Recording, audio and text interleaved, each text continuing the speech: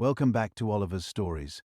Tonight, we are going to meet a young king who took a broken country and turned it into a medieval European superpower. A warrior who won battles when his army was outnumbered 3-1. A ruler whose 50-year reign changed England forever and set it on the path to empire between 1327 and 1377. This 14-year-old boy became England's most formidable king. Kings before him failed. Kings after him failed, but Edward III succeeded. Before we begin, I would truly appreciate it if you took a moment to like this video and subscribe to Oliver's Stories. And if you have a moment, drop a comment below. Let me know what you think about the great kings of history. Who do you believe deserves the title of greatest ruler? I would love to read your thoughts. Imagine that you have been king for exactly 1 week. 7 days ago, they placed a crown on your head at Westminster Abbey while nobles knelt before you. But, let us be honest, you are a teenager with an impressive hat. The real power belongs to your mother, Isabella of France, and her lover, Roger Mortimer. Wait, back up. How did a 14-year-old even become king? Oh, that is where the story gets complicated. Your father, Edward II, was a disaster of a king. And this is not a small mistake like raising taxes too high. This was catastrophic. People were plotting his violent overthrow. You overhear Mortimer telling your mother in hushed tones outside your chamber door. The boy needs to understand what happened to his father. Kings who lose the loyalty of their nobles do not keep their crowns, or sometimes, their lives. Unlike many royal children, you actually knew your father. But Edward II made some spectacularly terrible decisions. Picture the worst boss you have ever had. Then give that person absolute power over a country, an army, and the national treasury. Your grandfather, Edward I, they called him Longshanks because he was unusually tall, had built England into a powerhouse. He conquered Wales, hammered Scotland, and created a government that actually functioned. Then your father took over in 1307 and proceeded to undo nearly everything. My father speaks of the old king with such reverence. You once told your tutor during lessons, "Was my father truly so different?" "Your grandfather was a hammer," the tutor replied carefully. "Your father?" "He preferred favorites to strategy." That was putting it mildly. Within months of becoming king, Edward II handed enormous power to his favorite, Piers Gaveston. The nobles hated Gaveston with a burning passion, not just because he had the king's ear, but because he was flamboyant, arrogant, and openly mocked them. Their relationship caused scandal throughout Europe. Chroniclers called it excessive, immoderate, and beyond the bounds of reason. The King of France reportedly called Edward II and Gaveston the King and Queen of England, whether they were lovers or just extraordinary. Why close friends? Edward II's obsession with Gaveston was political suicide. The nobles eventually had enough. Just months before you were born in 1312, they dragged Gaveston out and executed him. Problem solved? Not at all. Your father found a new favorite, Hugh Despenser, and somehow Despenser was even worse. The nobility revolted again in 1321, when you were about 9 years old. The king's chamber is no place for a child today, your nurse had said, hurrying you away from your father's apartments. There is talk of war. The wooden floor of the castle corridor felt cold beneath your feet as you were rushed back to your chambers. Behind you, the shouting continued. While Edward II initially defeated this rebellion and executed its leader, his relationship with your mother, Queen Isabella, completely fell apart. He gave so much power to Despenser that Isabella felt threatened. When she traveled to her native France on a diplomatic mission in 1325, she refused to return. Here is where it gets even more complicated. Your mother, Isabella of France, started a relationship with Roger Mortimer, an exiled English baron. Together, they plotted to overthrow your father. You were sent to France in 1325, and the following year, Isabella and Mortimer launched an invasion of England, with you as their figurehead. The Queen returns not as a wife, but as an avenger, supporters proclaimed. When your mother's small army landed in Suffolk in September 1326, you were only 13, watching your mother and Mortimer gather forces to depose your father. Awkward does not begin to cover it. The invasion succeeded almost without resistance. People were so tired of Edward II and the Despensers that they welcomed Isabella as a liberator. Your father fled, but was captured in November. Despenser was executed brutally. And by brutally, I mean dragged behind horses, castrated, disemboweled, beheaded, and quartered. Medieval justice did not mess around. In January 1327, Parliament forced your father to abdicate. Suddenly, there you were, a teenager with a crown, the nominal ruler of a kingdom you had barely seen in years. You roll over in bed. The straw mattress crinkles beneath you. Unlike your modern mattress at home, this one pokes and shifts. At least you get a real bed. Most people in 1327 sleep on the floor. The fire has nearly died, and your chamber feels damp despite the January cold.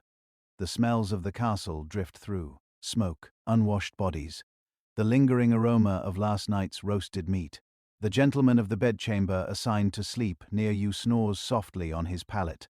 You lie awake, thinking about your father. He is still alive, imprisoned at Kenilworth Castle.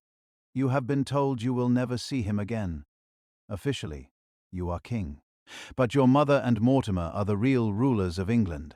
We act only in the king's name, and for his benefit, Mortimer had announced to the court, until his grace reaches maturity. But even at 14, you are smart enough to know what is happening. Your mother and Mortimer control the government, the treasury, even who gets to speak to you. You are a puppet. This should not be surprising. Throughout the Middle Ages, child kings were manipulated by regents and powerful nobles. But unlike most of them, you are already planning your escape from these constraints. You may be young, but you have received training in the skills that matter for a medieval king. You can ride a horse better than most grown men. You are learning swordplay and archery. You are studying military strategy. The concepts of honor, chivalry, and kingship have been drilled into you since you could walk. A king must be like the lion. Your martial instructor once told you. Fierce in battle, generous in victory, and always aware of his enemies. Right now, your enemies include your supposed protectors. Outside, the crows sound. Dawn approaches. Another day of pretending to be in charge while having no actual power. But you are patient, you are observing, you are learning. And here is where our story really begins. Because unlike so many medieval royal tragedies, you, Edward III, will not remain a puppet. You will not die young or get manipulated throughout your entire reign. In fact, over the next 50 years, you will transform England from a chaotic, fractured kingdom into one of the most powerful states in Europe. You will win battles where you are hopelessly outnumbered. You will claim the throne of France, starting the 100 Years' War. You will survive the Black Death, the worst pandemic in human history. You will reform law, language, and government in ways that still impact the modern world. Not bad for a 14-year-old kid who started with basically nothing. The first rays of sunlight filter through the narrow window of your chamber. Time to rise. Time to begin the performance of kingship while secretly planning your liberation. Outside in the courtyard, guards. Change shifts. The castle begins to stir. Servants move quietly, preparing for the day. The smoke from cooking fires rises above the walls. Horses neigh in the stables. "Your Grace," a voice calls softly. It is one of your attendants, ready to begin the elaborate ritual of dressing the king. It is time. With a deep breath, you push back the covers. The cold air hits you immediately, and you suppress a shiver. Kings do not show weakness, even teenage kings. You stand, stretching limbs still growing toward manhood. Your nightshirt, made of fine linen, offers little protection against the chill. Soon they will dress you in the heavy ornate garments of kingship, the physical embodiment of a power you do not yet possess. But you will. Oh, you will. The year ahead will bring your first military campaign, your first real taste of battle, not that it will go particularly well. The Scots, taking advantage of England's internal chaos, have been raiding the northern borders. Your mother and Mortim will lead an army north, with you as the figurehead. The king must be seen to defend his realm, Mortimer had declared, though everyone knew he merely wanted to use your presence to legitimize his command. The campaign would become known as the Weardale Campaign, named after the river where most of the action took place. Spoiler alert. It does not end well for the English. The Scots run circles around your forces, even penetrating your camp one night and nearly capturing you. You will remember that humiliation, the helplessness, the frustration. When I command for real, you whisper to yourself in the pre-dawn light, things will be different. Your attendants enter fully now, carrying fresh water for washing, a luxury reserved for royalty. Most people in 1327 rarely bathe, perhaps a few times a year. The idea that washing might spread disease rather than prevent it has taken root in medieval thinking. They wash your face and hands, then begin the process of dressing you, layer upon layer. You're of clothing to combat the cold and display your status. Linen shirt, woolen tunic, a surcoat, embroidered with the royal arms of England, the three lions passant that still represent England today. The fabrics itch against your skin. Nothing like the soft cotton you are used to in your own bed right now. Medieval fabrics were functional, but rarely comfortable. Breakfast will be simple by royal standards. Bread, ale, yes, even for a 14-year-old, perhaps some cold meat from last night's dinner. The concept of special breakfast foods is centuries away. As you break your fast, you will begin another day of careful observation. Watching how Mortimer rules, studying how your mother wields influence, learning the complex web of alliances and enmities that make up the English nobility. You are playing the long game, biding your time, and in 3 years, you will make your move. But that is for another part of our story. For now, you are Edward III, 14 years old, King of England in name only. The crown is heavy, the castle is cold, the path ahead is uncertain. Yet, as the medieval dawn breaks over Windsor Castle, something stirs within you. The makings of a king who will one day be remembered as one of England's greatest. A king who will transform warfare, survive plague, reform government, and set England on the path to empire.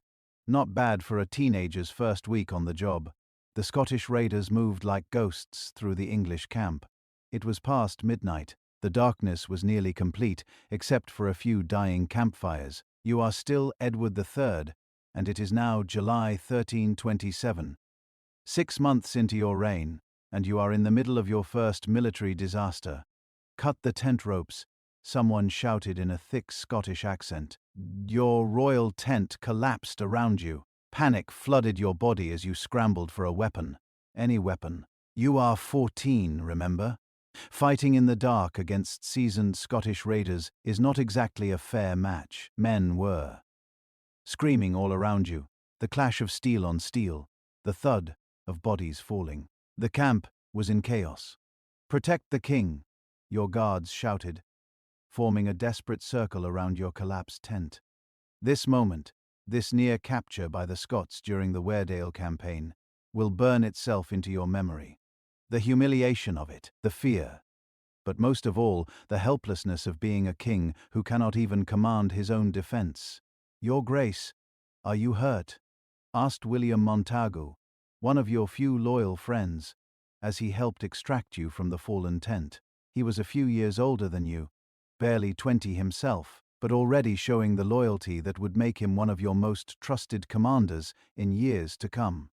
I am unharmed, you muttered, though your pride was thoroughly wounded. The Scottish raiders withdrew as quickly as they had come, melting back into the darkness. They had made their point. The English army, your army, was vulnerable, outmaneuvered, and effectively useless. For 3 weeks, you had been chasing a Scottish force led by James Douglas and the Earl of Moray. Or rather, Mortimer had been leading your army in your name, making a complete mess of it. The Scots had danced circles around you, refusing to engage directly, raiding your supply lines, and generally making the English look like fools. The whole campaign would end without a significant battle, forcing Mortimer to negotiate the humiliating Treaty of Northampton, acknowledging Scottish independence and Robert the Bruce as King of Scotland. Another blow to English pride. Another failure hung around your neck, despite being too young to actually command. "This is how war is waged," Mortimer told you the next morning, as if the raid had simply been an unexpected inconvenience. "The Scots are savages, but crafty ones." You said nothing. But inside, you were taking notes on Mortimer's failures, on Scottish tactics, on what it truly meant to command. You might be a puppet king now, but you were learning. NG. Always learning. Dawn broke over the English camp. The aftermath of the night raid was evident everywhere. Torn tents, wounded men groaning, equipment scattered. The morning dew dampened your boots as you walked through the camp. The rich, earthy smell of mud and trampled grass filled your nostrils. Back at the command tent, Mortimer and your mother were deep in discussion. Isabella of France, the she-wolf, as some already called her, was no delicate royal flower. She had led the invasion that put you on the throne after all. "We cannot sustain this campaign," she said firmly. "The northern lords are wavering in their support. We must return to London and secure our position there." Mortimer nodded. "The boy has been seen in battle. That was our primary objective." The boy. That was how they referred to you. Even in your presence. Not as king. Not even by name. The boy. 3 years. That was how long you would tolerate this treatment. 3 years of watching, learning, and gradually building. Ding a network of loyal men your own age, like William Montagu. The next 3 years passed in a blur of ceremonies, hunting expeditions, and carefully supervised training in the arts of war. You grew taller, stronger, your voice deepened. You began to truly look the part of king, even if you lacked the power. In 1328, at the age of 16, you were married to Philippa of Hainault, fulfilling an agreement your mother had made to secure support for her invasion. Unlike many royal marriages, this one would prove remarkably happy. Philippa is smart, capable, and quickly becomes popular with the English people. "She has kind eyes," you remarked to Montagu after meeting your bride for the first time. "And her father's coin," Montagu replied, with a wink. "Hainault's support will be useful when the time comes." The time he referred to was your planned coup against Mortimer and your mother. By 1330, the country had grown tired of their rule. Mortimer's greed had alienated many nobles. There were whole ispers that he and Isabella planned to set you aside somehow, perhaps in favor of a child of their own. October 1330, Nottingham Castle. You were 18 now, nearly a man grown by medieval standards. Tonight, everything would change. The castle was imposing, built on a sandstone cliff with caves beneath it. Mortimer and Isabella had taken the strongest rooms in the inner keep, with guards posted at every approach. But there was another way in, through those caves. "Are you certain of this passage?" you asked William Montagu, who led your small band of conspirators. The darkness of the tunnel seemed to swallow the light from your carefully shielded lantern. The smell of damp earth and rock surrounded you. Water dripped somewhere in the darkness. "My lord, I swear it on my life," Montagu replied. "The passage leads directly up into the keep." You could feel your heart pounding. If this failed, you would be labeled a traitor. Execution would likely follow. Even kings were not safe from the Adsman's axe when they were labeled traitors. Your father had learned that lesson. The stone passageway was narrow, forcing you to crouch as you ascended. The rough walls scraped against your shoulders. The weight of the castle seemed to press down on you. One cave in, and you would be buried forever. The boy king who died in darkness. After what seemed like hours, but was probably only minutes, Montagu stopped. "We are beneath their chambers now," he whispered. "When we emerge, we must move quickly." You nodded, your mouth too dry to speak. The weight of the moment pressed on you like the stone above. For England, you finally managed to whisper. For the true king, your loyal men responded. Moments later, you burst into the castle proper through a hidden door, startling a guard who barely had time to shout before Montagu silenced him. Then you were running through torchlit corridors, the element of surprise, your only advantage against Mortimer's superior numbers. You reached Isabella's apartment. Artments first. The door splintered under your men's assault. Inside, the scene burned itself into your memory. Your mother, the Queen of England, in her nightclothes, her face pale with shock. Beside her stood Roger Mortimer, reaching for his sword. "What is the meaning of this?" Isabella demanded, but there was fear in her voice. She knew. "Roger Mortimer," you announced, your voice steady despite your racing heart. "I arrest you for treason against the crown." "You have no authority, boy," Mortimer snarled, drawing his blade. "I am the protector of this realm." The fight was brief but violent. 2 of Mortimer's guards died defending him. 1 of your men fell. Blood splashed across the fine tapestries of the royal apartments. The metallic smell of it filled the air, mingling with the smoke from the torches. Finally, Mortimer was subdued, forced to his knees before you. Your mother screamed, alternating between threats and pleas. "If you harm him, I will never forgive you," she cried. You looked at her. This woman who had given you life, who had fought to put you on the throne, and who had then kept you from true power. "Mother," you said, your voice suddenly tired beyond your years. "From this day, I rule in my own name." The following day, you announced to an assembled parliament that you had taken personal control of your kingdom. Mortimer was sent to London for trial, though the outcome was predetermined.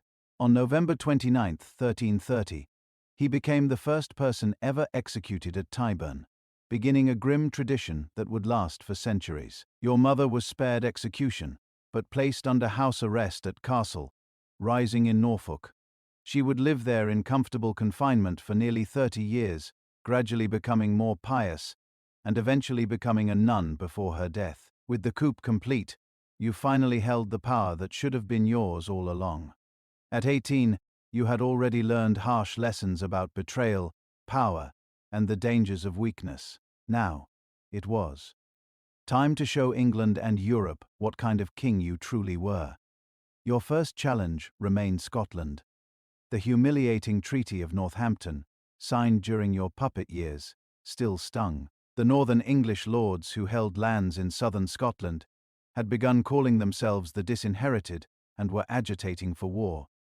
The Scottish question requires a permanent solution, you told your council in the spring of 1332, not just for our northern lords, but for the security of all England. You did not officially support the invasion launched by the Disinherited lords that summer, but you did not stop it either. When they won a stunning victory at Duplain Moor in August, crushing the Scottish army and installing Edward Balliol as a puppet king of Scotland, you recognized the opportunity. By early 1333, Balliol had been pushed back into England, and now you had the perfect excuse to intervene directly. You moved the entire English government north to York and prepared for war in England. The siege of Berwick began in March.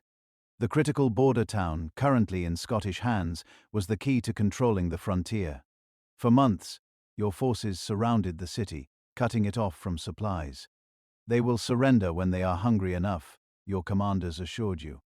But before starvation could do its work, the Scots assembled a relief army under Sir Archibald Douglas. In mid-July, they sent word to the besieged town.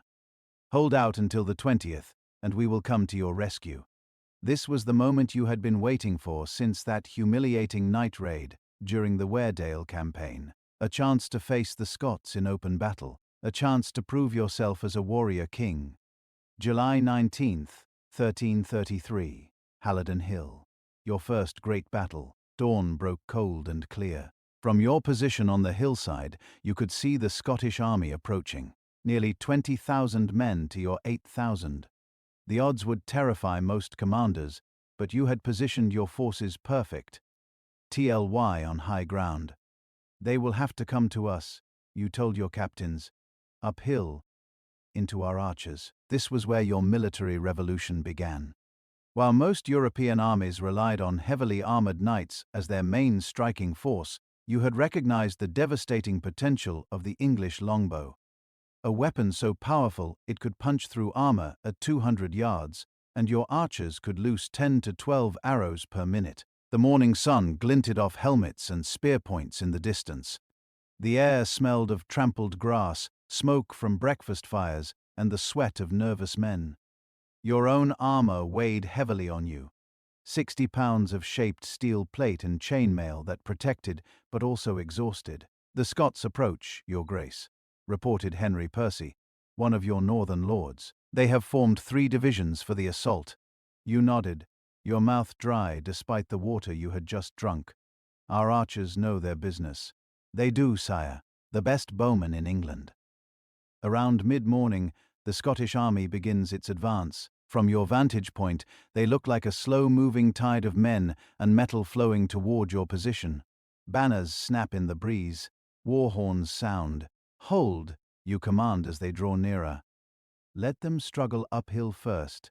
The Scots are barely within conventional bow range when you give the signal. Archers loose. What happens next will change warfare forever. Thousands of arrows arc into the sky, briefly blotting out the sun before raining death on the advancing Scots. The sound is like a storm, the whip of bowstrings, the hiss of arrows in flight, then the terrible impact as they find flesh and armor. The Scottish front ranks falter under this deadly rain, but Douglas urges them forward. Again and again, your archers lose their arrows. Men fall by the hundreds, yet still the Scots advance. "God's teeth. They are brave," mutters William Bohun, Earl of Northampton, at your side. "Bravery will not stop an arrow," you reply. "Watch it." As the Scottish formations begin to break up on the slope. By the time the survivors reach your lines, they are disorganized, winded from the climb, and drastically reduced in number. Now it is time for your dismounted men-at-arms to engage. "Forward," you command, leading your division into battle personally. The clash of armies is like nothing else on earth. The deafening noise, the press of bodies, the smell of blood and fear and emptied bowels. Men scream as they die. Steel rings on steel. Horses shriek in pain. You swing your sword with all the training of your youth behind each blow. A Scottish knight falls before you, then another. Your guards press close, ensuring England does not lose its king in his first major battle. Within hours, it is over. The Scottish army breaks and flees, leaving thousands of dead behind, including Archibald Douglas himself. By contrast, English casualties are minimal, perhaps a few hundred. Halidon Hill is more than a victory. It is a complete vindicati. On of your military strategy, your leadership, and your right to rule.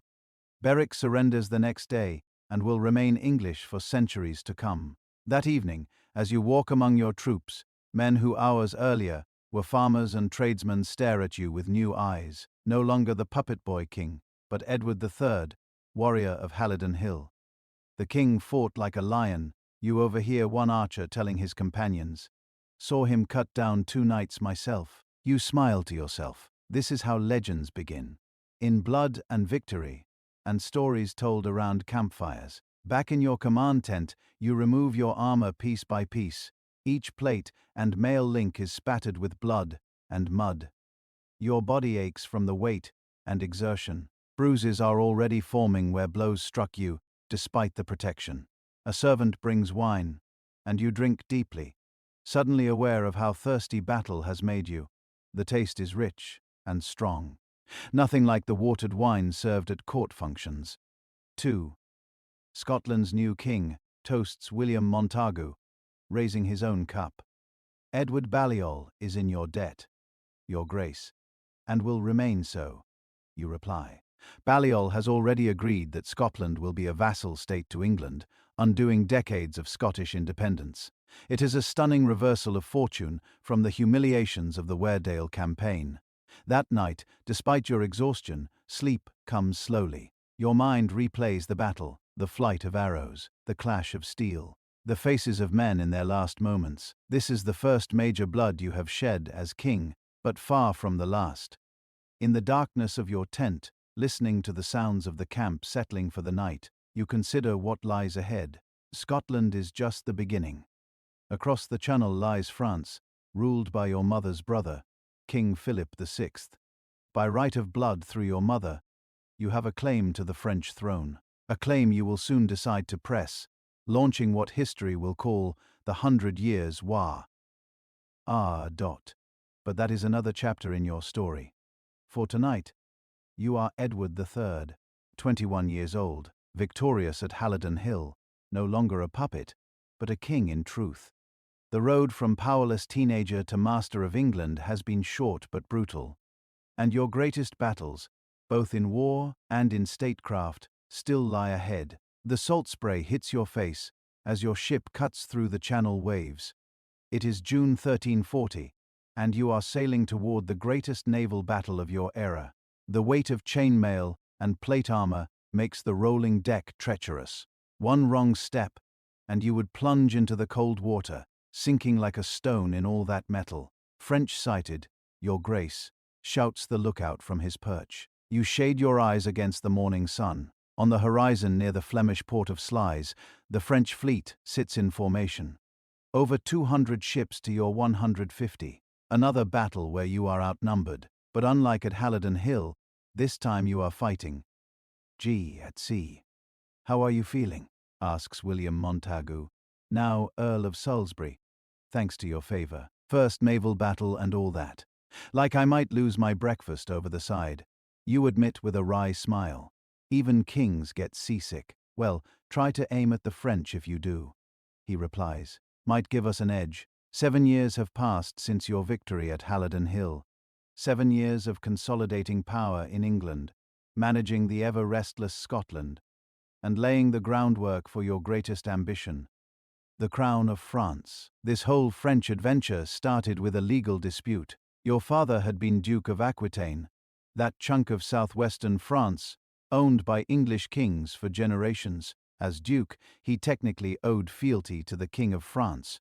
The arrangement had always been awkward, but it became truly problematic when your mother's brother, Charles IV of France, died without a male heir in 1328.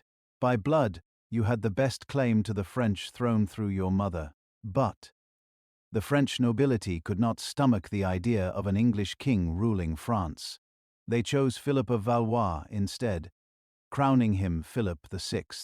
At the time you were only 15 and still under Isabella and Mortimer's control. They reluctantly accepted the situation, and you even paid homage to Philip in 1329 as his vassal for Aquitaine. Like a common servant, you mutter to yourself now, the memory still rankling. Never again. In the years since taking control of your kingdom, tensions with France have steadily escalated. Philip seized the county of Poitiers from you and supported the Scots against England. In 1337, he declared Aquitaine forfeit, effectively confiscating your French lands. That was the final straw. In response, you formally claimed the crown of France for yourself, quartering the French royal arms with your own English lions. The date, January 26, 1340, marks the official beginning of what future historians will call the 100 Years' War. 10 minutes until west. We are in range, Your Grace, reports your ship's captain, pulling you back to the present. The French are not moving. Seems they are waiting for us. You nod, studying the enemy fleet. They have chained their ships together in 3 lines across the harbor entrance, a floating fortress. Traditional naval warfare in 1340 is not about fancy maneuvers. It is about turning sea battles into land battles fought on wooden platforms. They think we will break against them like waves on rocks, you observe. Let us show them what English archers can do at sea. This is the gamble, using the same longbow tactics that won Halidon Hill, but on rolling ships where keeping balance while shooting is infinitely harder. The French have crossbowmen from Genoa, professional soldiers who can pierce armor at close range, but their weapons take nearly a minute to reload. Your English longbowmen can lose 10 to 12 arrows in that same time. Archers to the 4 castles, you command. Men-at-arms prepare to bore. D on my signal. Your heart pounds as your fleet closes with the French. The noise grows, shouts from captains, the creak of ships, the snap of sails in the wind. The smell of salt water mixes with pitch, sweat, and fear. French crossbowmen in range, someone shouts. Hold, you command, wanting optimal distance for your archers. Crossbow bolts begin to thud into the wooden hull and deck. A man nearby cries out, falling with a bolt through his shoulder.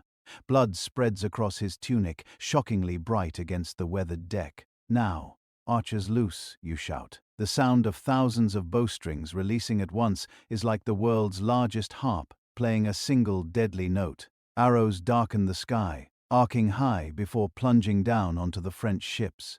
Unlike at Halidon Hill, where the Scots could at least try to dodge or seek cover, the French sailors and soldiers are packed tightly on their chained vessels with nowhere to run. The first volley is devastating. Men fall by the dozens. SCR. Eames carry across the water. Again you command. Volley after volley rains down. The French crossbowmen try to return fire, but they are overwhelmed by the sheer volume of English arrows. Their tight formation, meant to be a strength, has become a deadly trap. Forward. Prepare to board, you shout as your ship's close to grappling range. The first collision is jarring, wood grinding against wood. The impact nearly knocks you off your feet. Grappling hooks fly, pulling the ships together. Boarding planks slam down. For England and King Edward, your men roar as they surge forward. You are among them, sword drawn, leading from the front, as a medieval king must. The ship-to-ship fighting is brutal, confined, and chaotic. Men slip on decks slick with blood and seawater. The cries of the wounded mix with battle shouts. Steel rings against steel. An enemy knight recognizes you from your royal surcoat and charges. You parry his first blow, feeling the impact jar up your arm, your counter-strike. E catches him at the neck joint of his armor. Hot blood sprays as he falls. No time to think about it. Another opponent is already pressing forward. This one is bigger, swinging a wicked battle axe that would cleave you in two if it connected. Duck, your grace, shouts Montagu, and you drop just as the axe whistles overhead. Montagu's sword takes the axeman in the belly. The man falls, howling between the ships, disappearing into the bloodied water below. Getting too old for this, Montagu pants, though he is barely 30. Nonsense, you reply, wiping sweat from your eyes. You are just reaching your prime. The battle rages for hours under the summer sun. Ship by ship, the French line is broken. Their admiral, Nicolas Béhuchet, fights to the last but is eventually captured. By evening, the sea at Sluys runs red. Nearly 18,000 French sailors and soldiers lie dead or dying. All but 23 French ships have been captured or destroyed. Victory is complete, but not without company. Saint, during the fighting, an arrow caught you in the thigh. A painful but not life-threatening wound that will leave yet another scar on your body. The channel belongs to England now, Montagu says, as a physician tends your injury back on your flagship. The arrow has been extracted, the wound cleaned with wine and bandaged. The pain throbs with each heartbeat, and Philip knows it, you agree, wincing as you shift position. No French king will threaten English shores in our lifetime. The naval victory at Sluys secures your southern coast and ensures you can move troops to the continent at will. England can breathe easier, knowing that French invasion ships no longer patrol the channel. But the war has barely begun. Your claim to the French throne remains contested, and Philip still holds most of your ancestral lands in Aquitaine. The battles ahead will make Sluys look like a skirmish. The following day, you dictate a letter to be sent to your council in London announcing the victory. You can not resist adding a barb directed at the French king. Philip has not yet made himself master of the English Channel. Messages travel slowly in medieval Europe, carried by riders who change horses at intervals, but still cover only 30 or 40 miles per day on roads that barely deserve the name. It will be days before England learns of your triumph. By mid-July, you are back on English soil, nursing your wound, but celebrating a victory that has made you the master of the seas. Londoners cheer as you ride through the streets. The arrow wound forces you to move more slowly than usual, but you make sure not to limp. Kings do not show weakness. God save King Edward of England and France. They shout, embracing your claim to the dual monarchy. The next 3 years bring a mixture of frustration and achievement. Campaign season after campaign season in France yields territorial gains, but no decisive victory. Philip VI refuses to meet you in open battle, remembering the lessons of Sluys. Then, in November 1342, you return secretly to England to confront your government about financial issues. The war is costing a fortune, perhaps £120,000 in the first year alone, several times your annual income. You have been forced to borrow heavily from Italian banking families and introduce new taxes at home. The realm cannot sustain this pace of spending, warns John Stratford, Archbishop of Canterbury, and your chief minister. We must either find a decisive victory or seek terms. You clash with Stratford initially. Kings do not appreciate being told they cannot afford their wars, but eventually you reconcile. His point is valid. Medieval warfare is ruinously expensive, and even England's growing wealth has limits. Meanwhile, events in Brittany create a new front in your war with France. When Duke John III of Brittany dies without a clear heir in 1341, two candidates emerge. Charles of Blois, supported by Philip VI, and John of Montfort, who seeks your backing. Brittany is the key to northern France, your advisors explain. Whoever controls it can threaten Paris itself. You agree to support Montfort's claim, turning the Breton succession dispute into another theatre of the wider Anglo-French conflict. What historians will later call the War of the Breton Succession will drag on for decades. By 1345, you have had enough of inconclusive campaigns. It is time for a bold stroke that will force Philip VI either to battle or to terms. You begin assembling a major new invasion force in England. This time, you tell your council, we strike at the heart of France, not just its edges. Throughout the winter of 1345 and 1346, ships are requisitioned, supplies gathered, and men mustered. Armorers work day and night forging plate armor and arrowheads. Fletchers produce hundreds of thousands of arrows. Bakers prepare hardtack biscuits that will keep for months at sea and on campaign. The logistics are staggering for a month. Medieval operation. Your army will need at least 20,000 horses, not just for knights but for transportation. Each horse requires about 20 pounds of fodder daily. The math is simple and brutal. Without proper supply, your army starves or dissolves within weeks.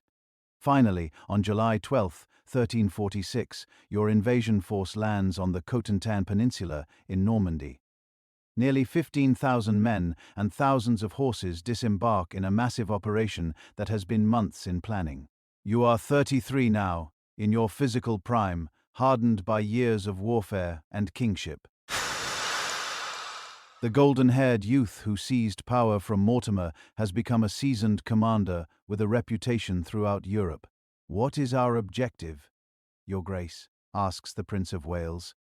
Your eldest son and namesake, who at 16 is joining his first major campaign. The Black Prince, as he will come to be known from the color of his armor, is eager to prove himself worthy of his father's legacy. He resembles you, L. Strong, with the same determined set to his jaw, but lacks your experience. We are going to remind Philip what it means to face English arms, you tell him. And, if he will not meet us in battle, we will make his kingdom bleed until he has no choice. What follows is a massive chevauchée, a destructive cavalry raid designed to wreak economic havoc. Your army cuts a swath of destruction across Normandy, burning towns, seizing supplies, and terrorizing the countryside. The strategy is brutal but effective. Medieval armies rely on local resources. By destroying those resources, you deny them to your enemy. It is also a direct challenge to Philip VI. A king who cannot protect his people is no king at all. On July 26, your forces seize the significant town of Keene in Normandy. For 5 days, the city is sacked, its wealth flowing into English coffers. Reports of the fall of Keene spread panic through northern France. Philip will have to respond now. You tell your commanders, his nobility, Les will not allow this to continue unchallenged. You are right. Philip VI begins gathering a massive force to protect Paris, which now lies open to your advance. By mid-August, he has assembled well over 20,000 men, perhaps twice your numbers. But confrontation with superior French forces is not your plan. Instead, you skirt Paris and turn north toward Flanders, where you hope to link up with allies from the Low Countries. Philip pursues, determined to trap your army before it can escape. The chase becomes a race, with your forces marching up to 30 miles a day, an exhausting pace for men in armor, carrying weapons and supplies. By late August, Philip is closing in. Your army's path to safety is blocked by the Somme River, its fords guarded by French forces. Trapped between the river and Philip's approaching army, your position seems desperate. "We are caught between the hammer and the anvil," mutters the Earl of Warwick, one of your commanders. "Not yet," you reply. Patching scouts to find an unguarded crossing. Fortune favors you when a local peasant, bribed or coerced, reveals the Blanchetaque ford, passable at low tide. Your army races for the crossing, makes it across barely hours before Philip's forces arrive, and continues north. By August 26th, you have reached Crécy and Poitiers, where you decide to make your stand. Your men are exhausted from weeks of marching and fighting. They need rest, and the ground here favors defense. "We fight here," you announce, studying the gently sloping terrain. "Let Philip come to us." Throughout the day, you personally supervise the deployment of your forces. Unlike most medieval commanders, you have learned to use terrain to maximum advantage. You position your army on high ground, with your flanks protected by woods and a river. Your men-at-arms dismount to fight on foot, with masked longbowmen on the wings. As evening approaches, scouts report that Philip's army is approaching from the south, tired from force. Demarches, but still nearly twice your size. The stage is set for one of the most decisive battles of the medieval period. You gather your commanders for final instructions as the sun begins to set. Among them is your 16-year-old son, the Black Prince, who will command one of the divisions, with experienced captains to guide him. "Remember Halidon Hill," you tell them. "Let them come to us. Let the arrows do their work. Stand firm, and victory will be ours." As you dismiss them to their posts, you take a moment alone with your son. The Prince of Wales looks both eager and nervous, the weight of his first major command visible in his stance. "Father," he says quietly, "what if I fail you?" You place a hand on his armored shoulder. "You will not. You were born for this, as was I. But remember, courage is not about not feeling fear. It is about doing what must be done despite it." He nods, standing straighter. "For England," he says, "for England," you echo. "Now go show them what a Prince of Wales can do." As your son walks away to his division, you take a moment to look out over the field where thousands will die tomorrow. The setting sun casts long shadows across the gentle slopes. Birds call in the nearby woods, oblivious to the carnage to come. All your confidence in your tactical position, nothing in war, is certain. By this time tomorrow, you could be dead, captured, or victorious. Such is the narrow margin between disaster and glory. You have come a long way from that 14-year-old puppet king. Through will, cunning, and courage, you have transformed yourself into Edward III, warrior king of England, claimant to the French throne, master of the seas after Sluys. Tomorrow at Crécy, you will either cement that legacy or watch it crumble. Either way, the battle will change the course of European history forever. Dawn breaks over Crécy on August 26, 1346. The air is cool, the grass still damp with dew. You stand on the slope, watching as the massive French army appears on the horizon. Their armor gleams in the morning light. Banners flutter in the breeze. So many banners, each representing a noble house, a fighting unit. 1,000 individual stories about to end. God's teeth. "There are a lot of them," mutters William Bohun, Earl of Northampton, beside you. "Numbers are not everything," you reply, trying to sound more confident than you feel. You have arranged your army in 3 divisions, one commanded by your 16-year-old son, the Black Prince. another by Northampton, and the third by yourself. Each has dismounted men-at-arms in the center with longbowmen on the wings, positioned in a formation resembling a harrow or a wedge. And you have one more surprise for the French. Near your position sit several small, odd-looking metal tubes mounted on wooden frames. The French have never seen these weapons before. Neither has most of your army. Do you really think these cannons will make a difference? Asks Northampton, eyeing the strange devices skeptically. Probably not, you admit. But the noise alone might be worth it. These primitive artillery pieces are a novelty in European warfare. They fire stone balls and are more likely to frighten horses than cause significant casualties. But war is as much about psychology as physics. By midday, the French army has assembled on the plain below your position. Their knights and men at arms gleam in the sun, a forest of lances rising above them. At the rear, you can make out the blue banner decorated with golden fleur-de-lis, the royal standard of Philip VI. Oddly, there is no immediate attack. The French seem to be milling around, arguing among themselves. Even from a distance, you can sense the confusion in their ranks. What are they waiting for? Asks your son, who has ridden over from his division. They have no real commander, you explain. Philip is king, but he is no general. His nobles each want the glory of leading the first charge. This is the fundamental weakness of the feudal army. Though larger than your force, it is really dozens of different contingents, each led by a nobleman more concerned with honor than strategy. A sudden shower passes over the field, briefly drenching both armies. Your archers quickly unstring their bows to keep the strings dry, then restring them when the rain stops. That is another advantage, you tell your son. Our men are professional soldiers who know their craft. The French are a mob of nobles with their retainers. Finally, in the late afternoon, the French began to advance. First come their crossbowmen, Genoese mercenaries hired for their skill.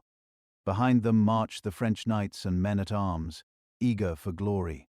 Back to your position, you tell your son. Remember what I taught you. Let them come to us. Wait for my signal. The prince nods, his face solemn beneath his helmet. For England, he says, clasping your arm briefly before riding back to his division. For England, you echo.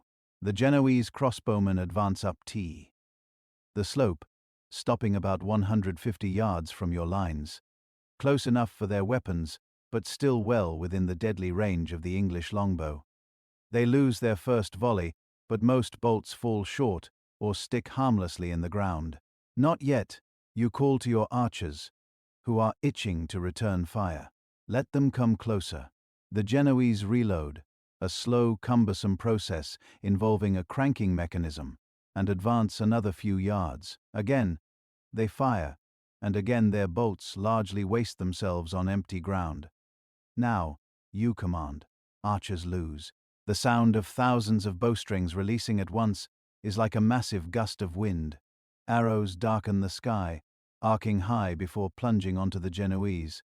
Unlike the crossbowmen who fired individually, your archers loose their arrows in coordinated volleys, creating a devastating concentration of missile fire.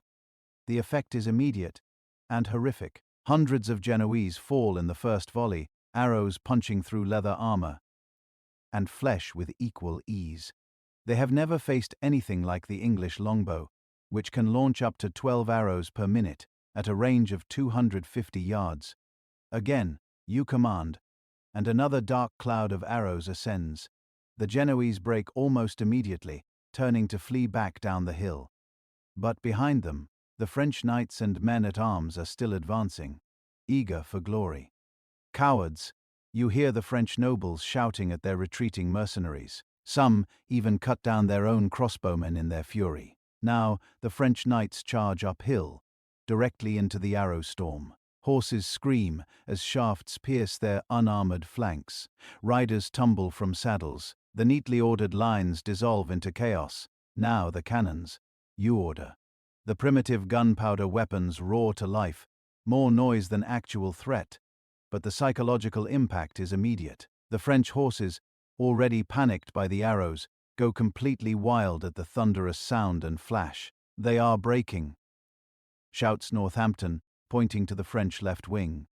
But it is too early to celebrate. The French numbers are so great that even with their front ranks in disarray, more keep coming.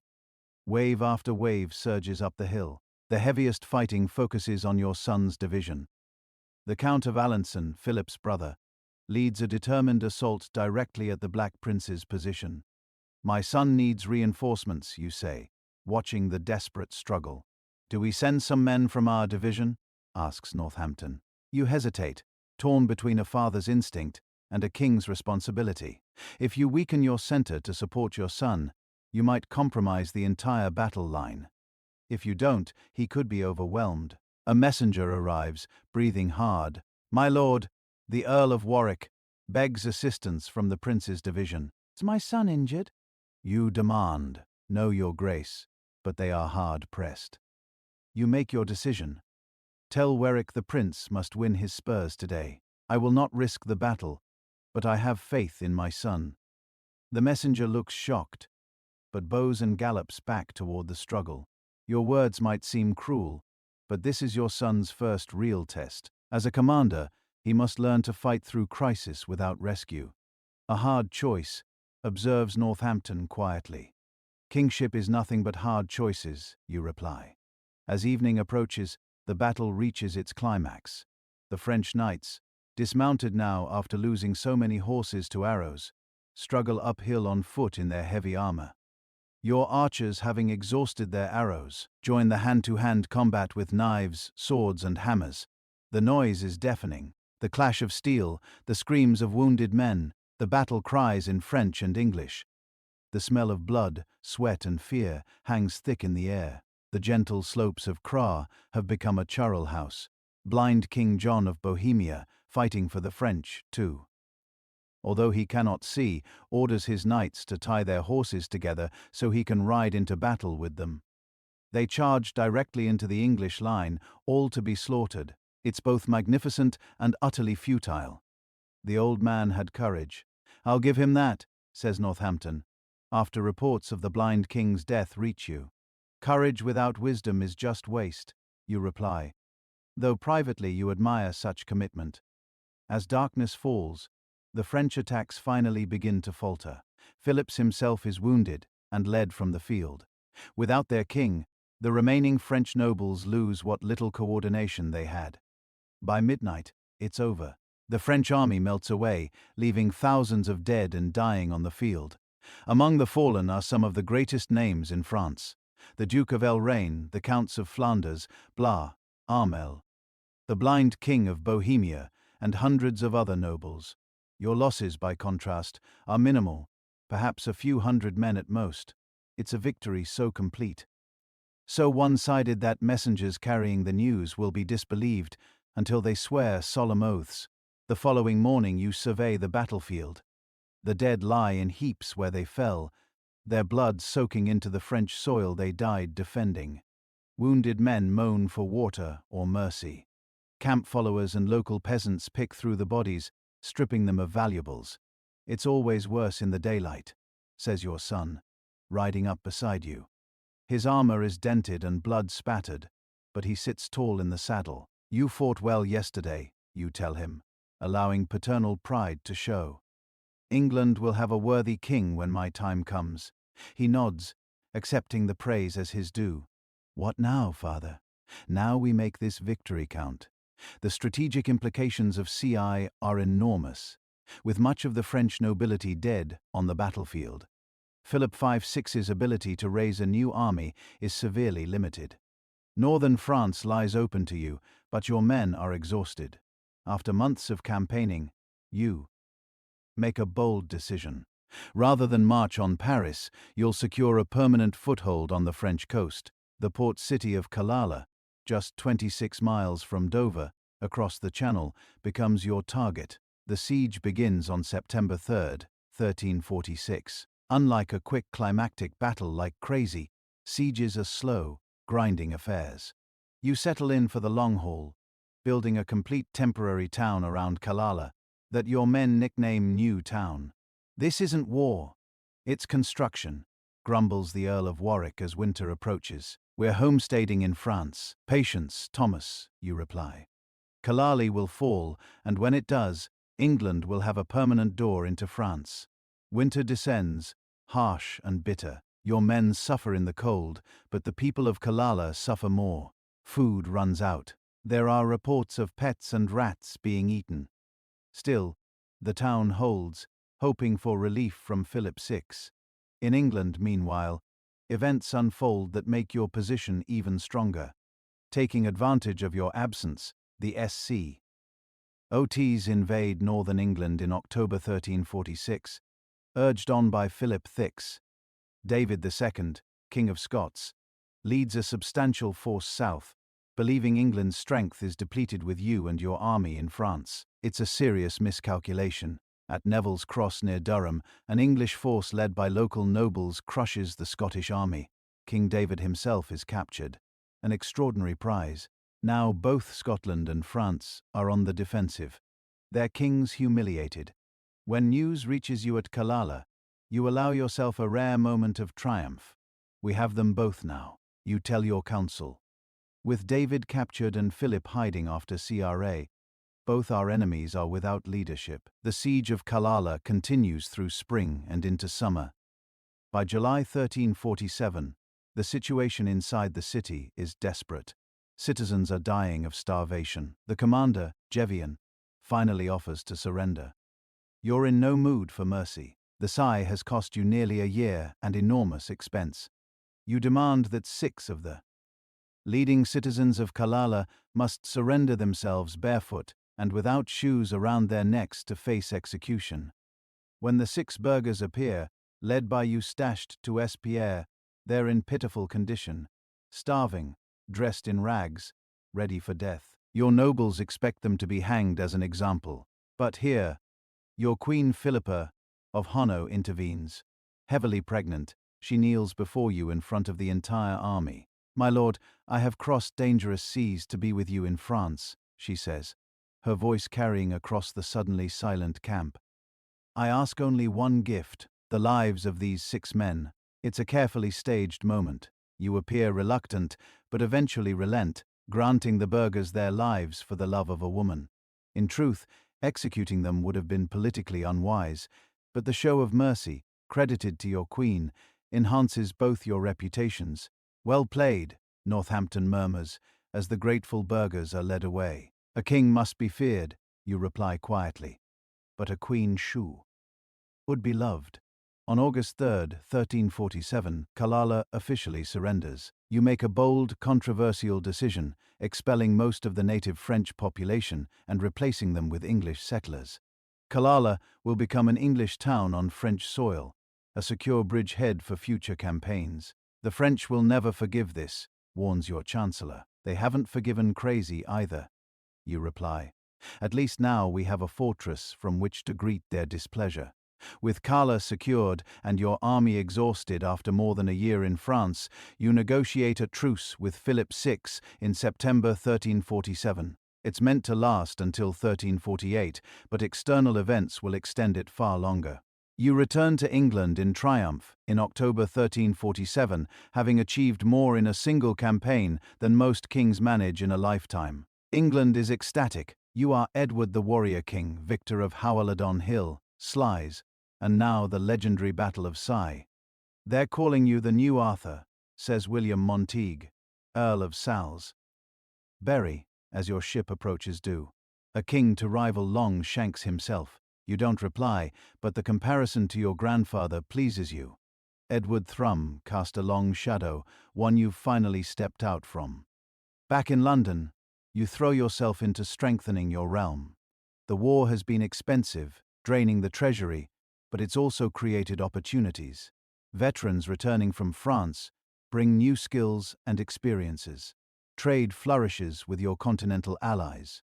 In January 1348, you make a decision that will create one of your most lasting legacies. Enthralled by Arthur and legend, and inspired by your military successes, you establish the Order of the Garter, a Catholic brotherhood initially consisting of yourself and 25 companions, many veterans of Crécy. "The Round Table reborn," comments the Earl of Salisbury during the first ceremony at Windsor. But more practical, you reply with a smile. Arthur's knights sought the Grail. Mine have already found glory in France. The order's emblem. M. A blue garter with the motto Honatimal Pence. Shame on him who thinks evil of it. Will become the highest order of chivalry in England, continuing unbroken to the present day. Windsor Castle itself is undergoing massive reconstruction under your direction. The Norman fortress is being transformed into a palace worthy of your ambitions, at the staggering cost of $50,000. The most expensive building project undertaken by any medieval English king. Is such expense necessary? Asks your treasurer delicately.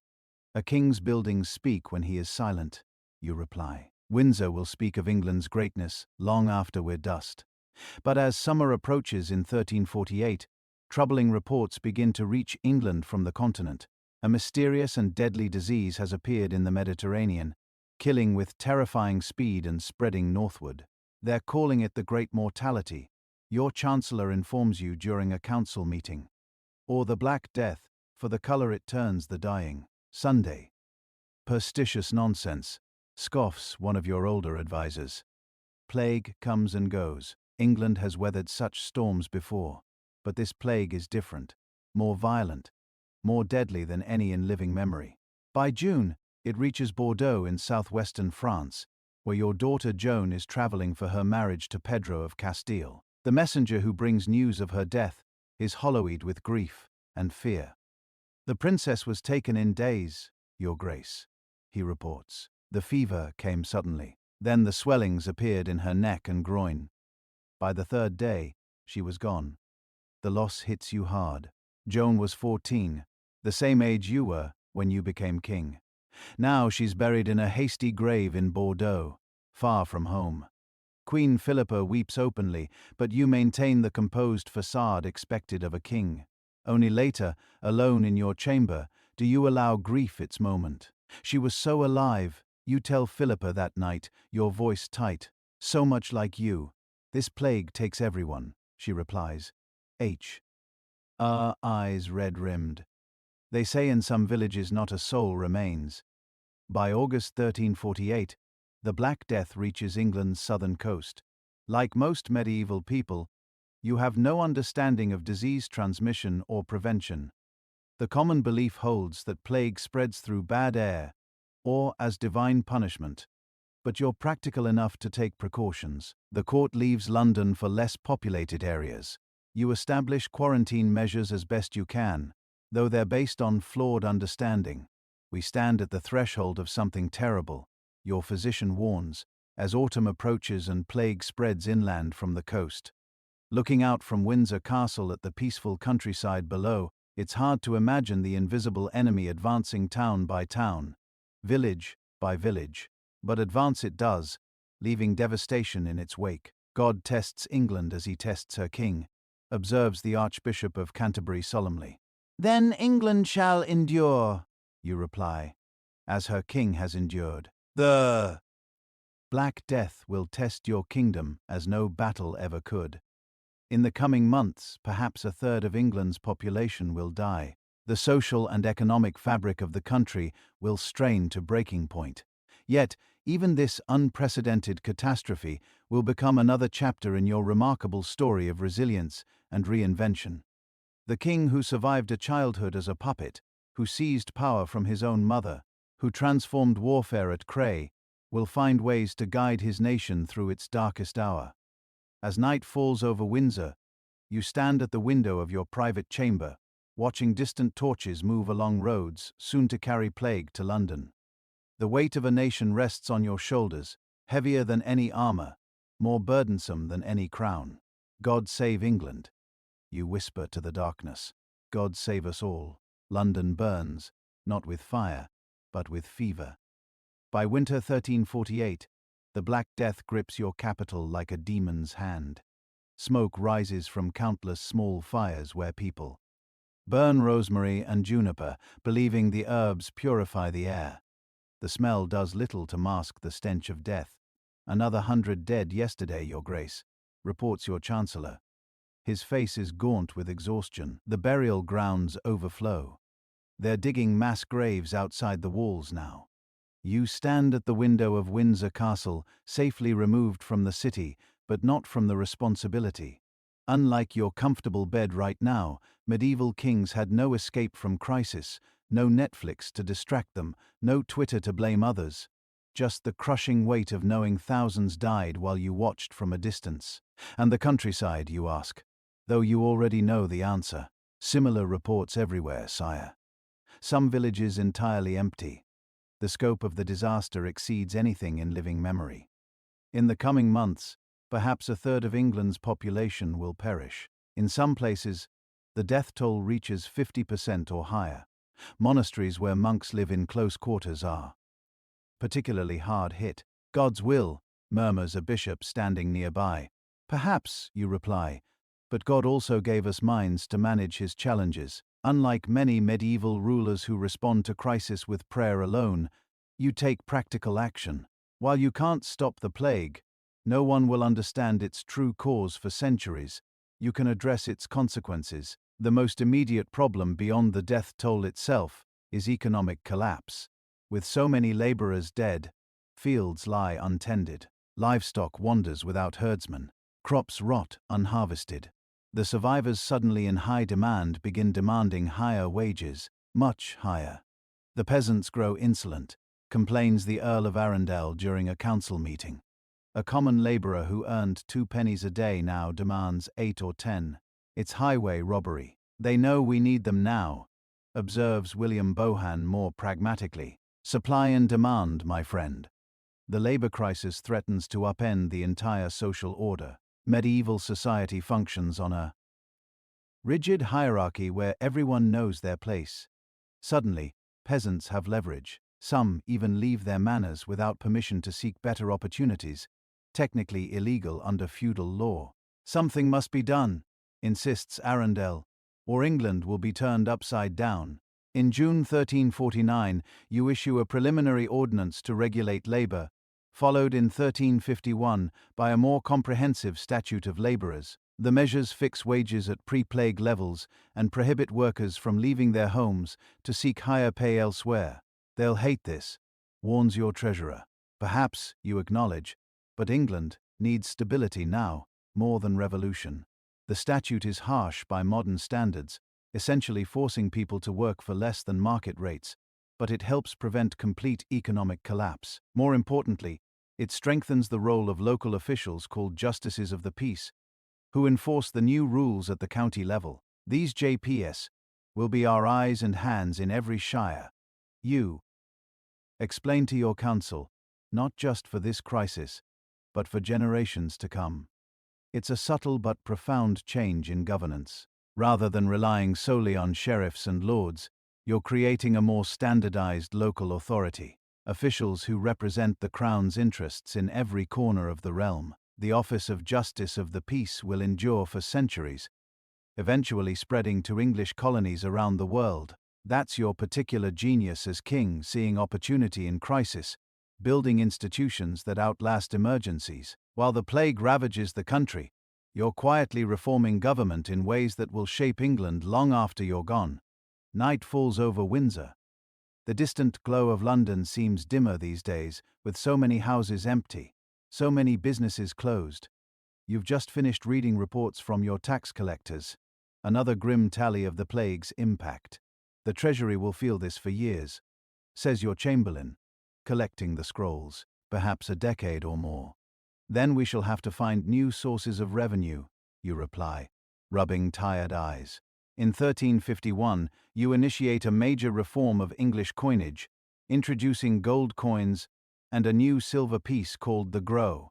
This might seem like a technical change, but it's vital for a medieval economy struggling to recover from plague. Better money means better trade, you explain to merchants in London.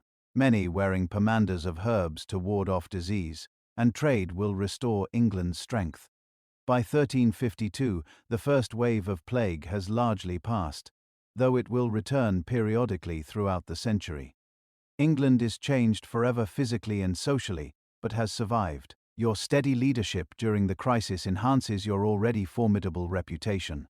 Other kingdoms fractured, observes the Venetian ambassador. France nearly collapsed into civil war, but England endured, as did her king. The Black Death has another unexpected effect on your ongoing conflict with France. The truce negotiated after intended to last only until 1348 extends for years, as both countries struggle with plague's aftermath. But by 1355, you're ready to resume the war. Philip VI has died, succeeded by his son John II, but your claim to the French throne remains unresolved. The hard-won English foothold at Calais provides a perfect staging ground for a new invasion.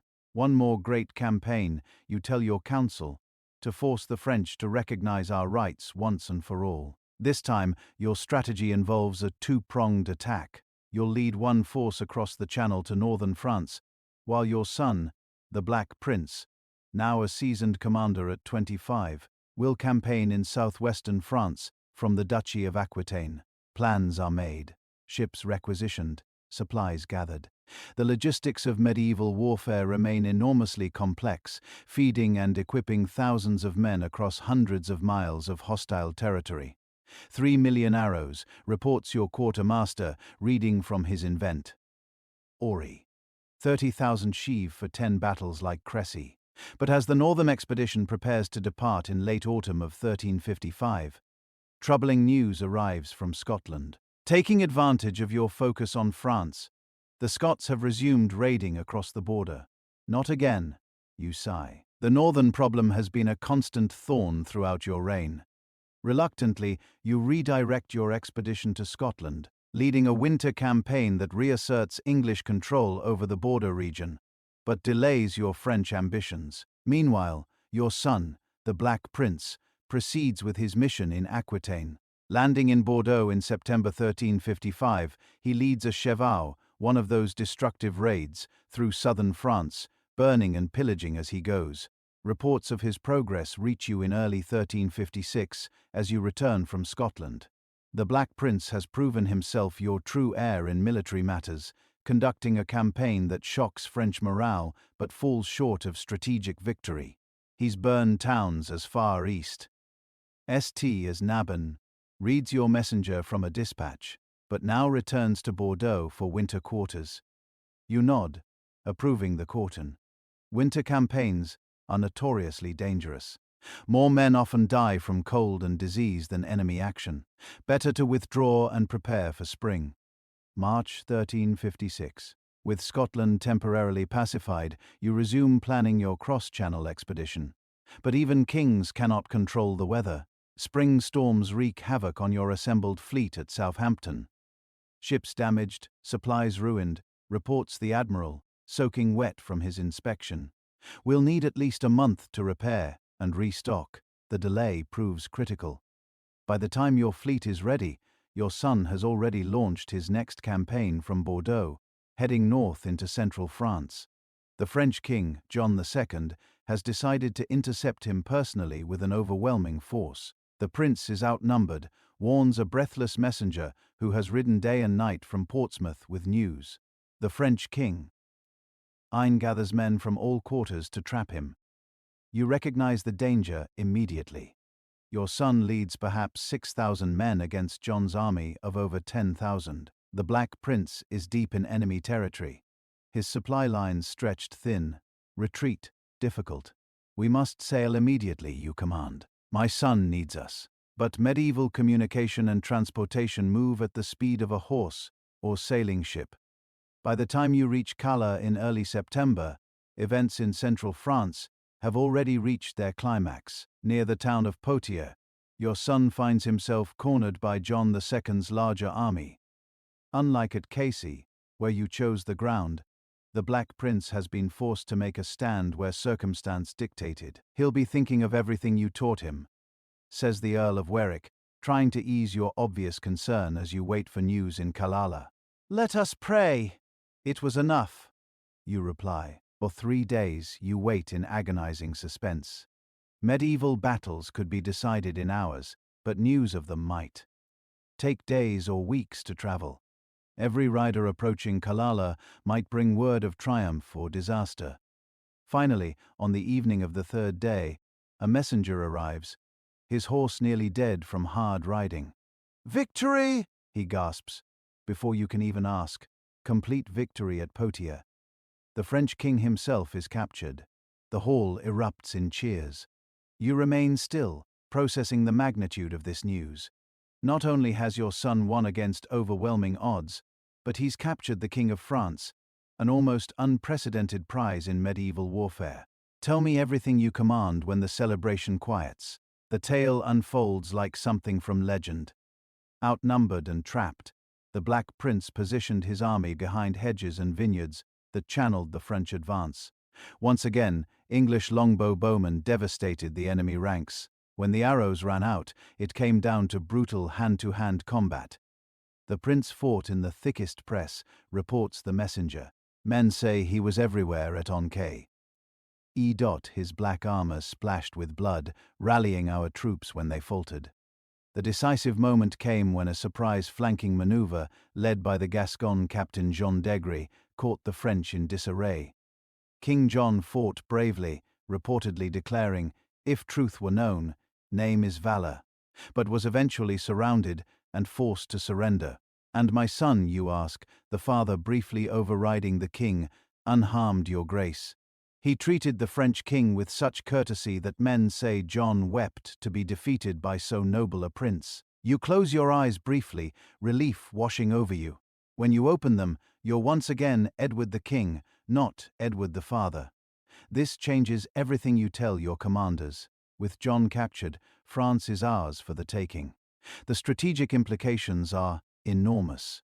Like David of Scotland before him, John's sect is now your prisoner. Both your northern and southern enemies are without their kings. England stands ascendant, as never before. The Black Prince born brings his royal captive to England in May 1357. London erupts in celebration as King John is paraded through the streets respectfully, but unmistakably, as a conquered enemy. No English king since the Norman conquest has achieved such a triumph over France. My son, you greet the prince warmly when he presents himself at Westminster. You have brought great honor to England. I remembered your lessons from Crécy, he replies, kneeling before you. Position, patience, and the longbow. Later in private, you embrace him properly, not as king to prince, but as father to son. I feared for you, you admit. When I heard you were trapped, I feared for myself, he confesses with a sly smile. There were moments when I thought we wouldn't see England again. Yet you prevailed, you say proudly, as I knew you would. With John II safely imprisoned in the Tower of London, later transferred to more comfortable quarters at Windsor, negotiations begin for his release. The initial demands are staggering: full recognite ion of your claim to the French throne, enormous territorial concessions, and a ransom of 4 million EQs. They'll never agree to all this, warns your chancellor. Of course not, you reply. But we start high and settle for what we truly want. Meanwhile, France spirals toward chaos without its king. The Durer Charles tries to govern in his father's absence, but faces rebellions in Paris and the countryside. A peasant revolt known as the Jacquerie erupts in 1358, with commoners massacring nobles they blame for military failures and high taxes. France tears itself apart, observes Queen Philippa, as you read reports together one evening, while England stands united. For now, you caution. But we must be vigilant. What happens there could happen here if we're not careful. The years of John's captivity become a complex diplomatic dance. You balance maximizing advantage against the practical reality that a completely destroyed France would benefit no one. Certainly not your claim to rule it. Finally, N1360, a preliminary agreement is reached. The Treaty of Brainy, named after the town near Chartres, where it's negotiated, represents the peak of English power in the medieval period. Under its terms, John II will be released for the still enormous ransom of 3 million gold crowns. You agree to renounce your claim to the French throne, but in return you receive full sovereignty over an expanded Aquitaine, plus Killala, Poitiers, and other territories. No longer will English kings owe fealty to French monarchs for their continental possessions. "This is everything we fought for," exults the Earl of Warwick when the terms are announced. "Not quite everything. You've given up the claim to be King of France, but it's a diplomatic triumph, nonetheless. England now controls nearly a third of modern France, territories that will yield rich tax revenues for years to come. On October 24, 1360, you ratify the treaty, bringing the first phase of what later historians will call the 100 Red Years' War to a successful conclusion.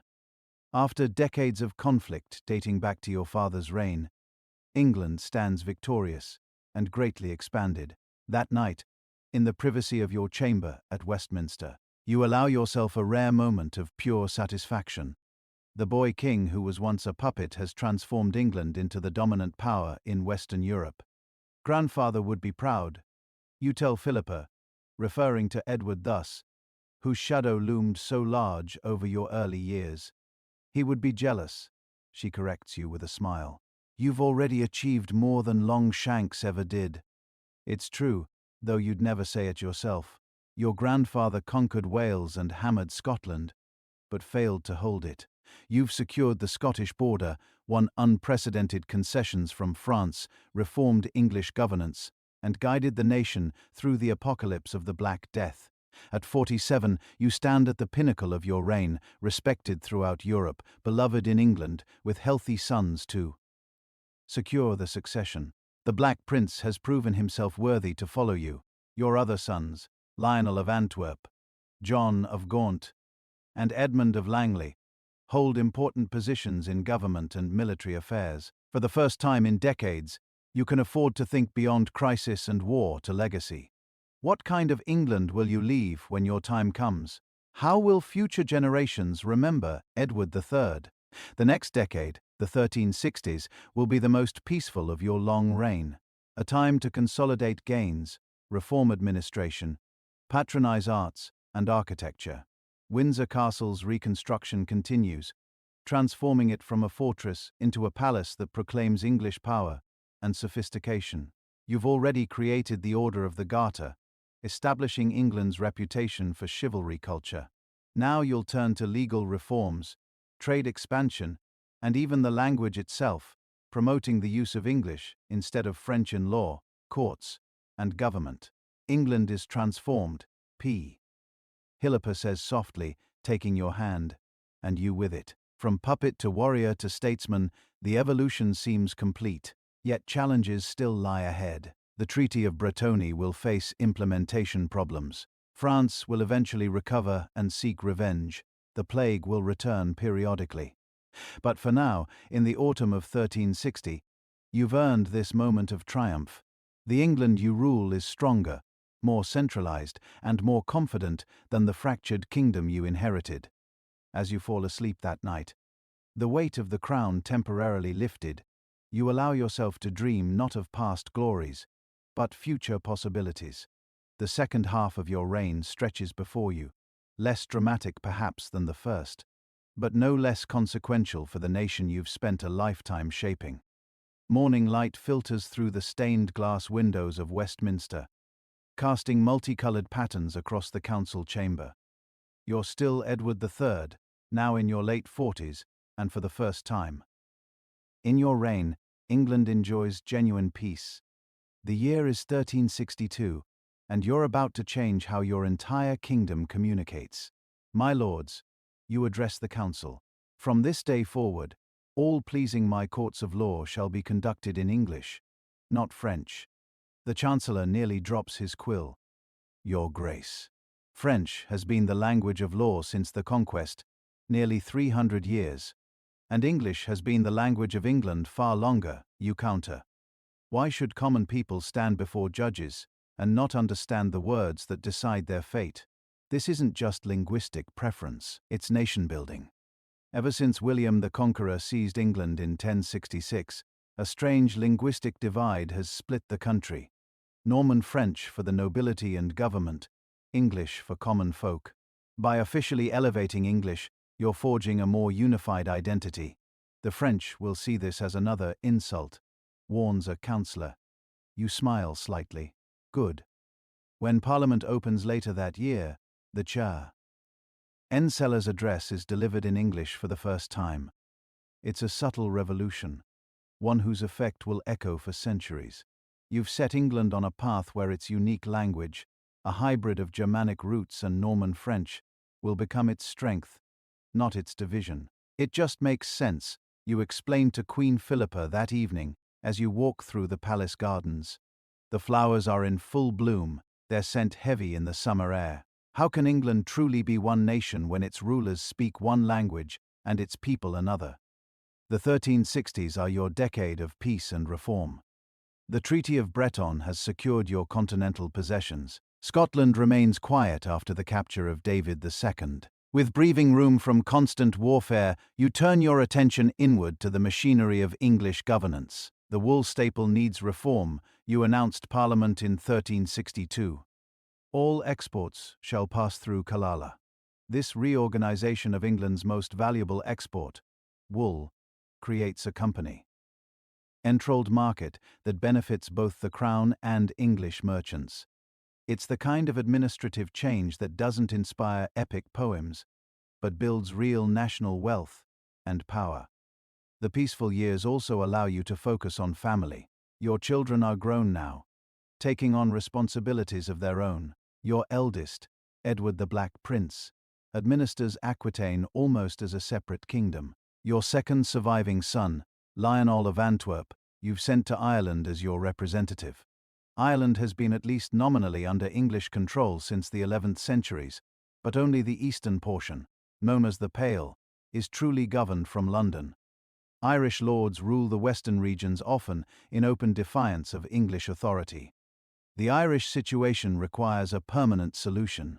You tell Lionel before his departure. Not conquest, but firm governance. In 1366, Lionel presides over a parliament at Kilkenny that issues a series of laws designed to maintain English culture and authority in Ireland. The Statutes of Kilkenny prohibit the English settlers from adopting Irish customs, language, or intermarrying with the native Irish. This will keep the English of Ireland English, Lionel writes to you afterward. Without it, they'd become more Irish than the Irish themselves. The statutes are harsh by modern standards, essentially creating an apartheid system, but they succeed in preserving English control in Ireland for centuries to come. It's another example of your gift for institution building, for creating systems that outlast your direct rule. But not all is peaceful governance and family affairs. In 1362, your beloved Queen Philippa falls ill. By 1368, it's clear she's dying. "Stay with me," she whispers one summer evening, her hand frail in yours. After 30 years of marriage, extraordinary for royal unions, which were typically political and loveless, you've raised 13 children together and weathered countless crises. Until the end, you promise, your voice thick with emotion that you rarely display in public. She dies on August 15, 1369 at Windsor Castle. You're at her bedside as promised. Her last request is that you not remarry, that you be buried beside her when your time comes. Your grief is profound but private. Kings don't have the luxury of extended mourning, and as if sensing your personal weakness, your enemies choose this moment to strike. Charles I of France, son of John II, has spent the decade rebuilding French power and waiting for an opportunity to reverse the humiliations of Sluys and Poitiers. When a succession dispute arises in Castile, modern Spain, he seizes the chance to indirectly challenge English interest by backing one claimant while you support another. "The French king moves against us in Spain," reports John of Gaunt, your third son, who has married into the Castilian royal family and claims the throne through his wife. "Then we move against him in France," you reply. The treaty is broken. Just like that, the peace of the 1360s ends.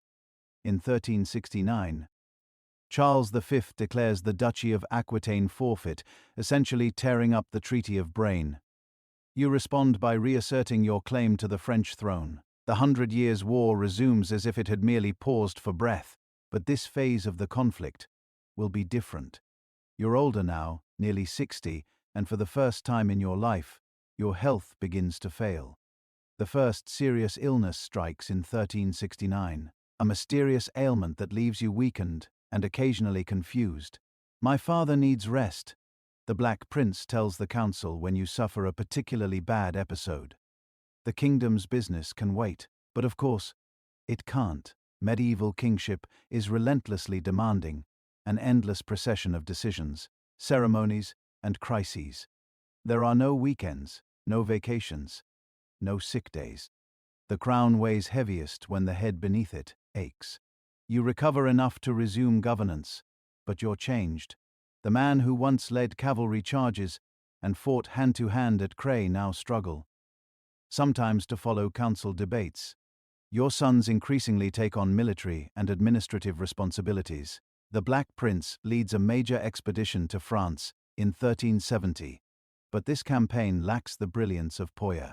The French under Charles V have learned the bitter lessons of previous defeats. They avoid pitched battles, withdraw before English advances, and harass supply lines, a strategy of exhaustion rather than confrontation. They won't fight, the prince complains in his letters to you.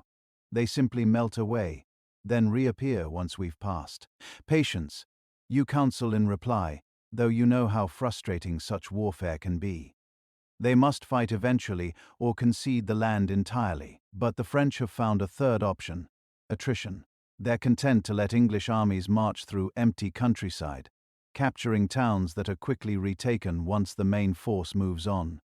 It's a grueling, inconclusive form of war that drains the treasury and exhausts the troops. By 1371, the situation has deteriorated further. Your son, the Black Prince, falls seriously ill with dysentery during his campaign. Like many medieval commanders, disease proves a more dangerous enemy than any French knight. He must return to England, you tell his wife, Joan, when reports of his condition reach Westminster. France can wait. His health cannot. The prince returns, but he's a shadow of the warrior who triumphed at Poitiers, pale, thin, subject to fevers and chronic pain. He will never campaign again. England has lost its greatest military commander just when he's most needed. As your own health continues to decline and your heirs fails even more dramatically, your third son, John of Gaunt, Duke of Lancaster, increasingly steps into the breach. Tall, capable, and ambitious, John becomes the de facto ruler of England during your periodic illnesses. Lancaster runs the kingdom while the king dreams of past glories. A courtier is heard to remark, not quite quietly enough, he's banished from court immediately, but the damage is done. Whispers spread, Edward the Great is becoming Edward the Feeble. Such whispers wound your pride, but there's enough truth in them to sting. You're increasingly disconnected from daily governance, your legendary mental sharpness dulled by age and infirmity. Episodes of confusion become more frequent. There are days when you struggle to recognize familiar faces. Father, John of Gaunt says gently during one such episode, "It's me, John, your son." You blink, clarity slowly returning. "Of course, John. Forgive me." The mind wanders sometimes. "There is nothing to forgive," he replies, but you see the concern in his eyes. The war in France continues to go poorly. By 1373, John of Gaunt leads a great chevauche from Calala through eastern France to Bordeaux, a march of over 500 miles through enemy territory. It's an epic feat of logistics and endurance, but strategically almost meaningless. The French shadow the English army, but refuse decisive battle, and the raid leaves no permanent gains. "We killed their peasants and burned their farms," John reports upon his return, "but we're no closer to victory." The truth, though few dare speak it openly, is that England is losing the war your brilliant generalship once dominated. The French have adapted. The element of surprise is gone. The longbow is still lethal, but useless if the enemy won't stand and fight. By 1375, financial strain and military stalemate force England to the negotiating table. The Treaty of Bruges establishes a truce, but it's nothing like the triumphant Treaty of Bretonnie. This is a pause, not a victory, a tacit admission that England can no longer impose its will on France. The treaty is deeply unpopular at home, seen as surrender of hard-won gains.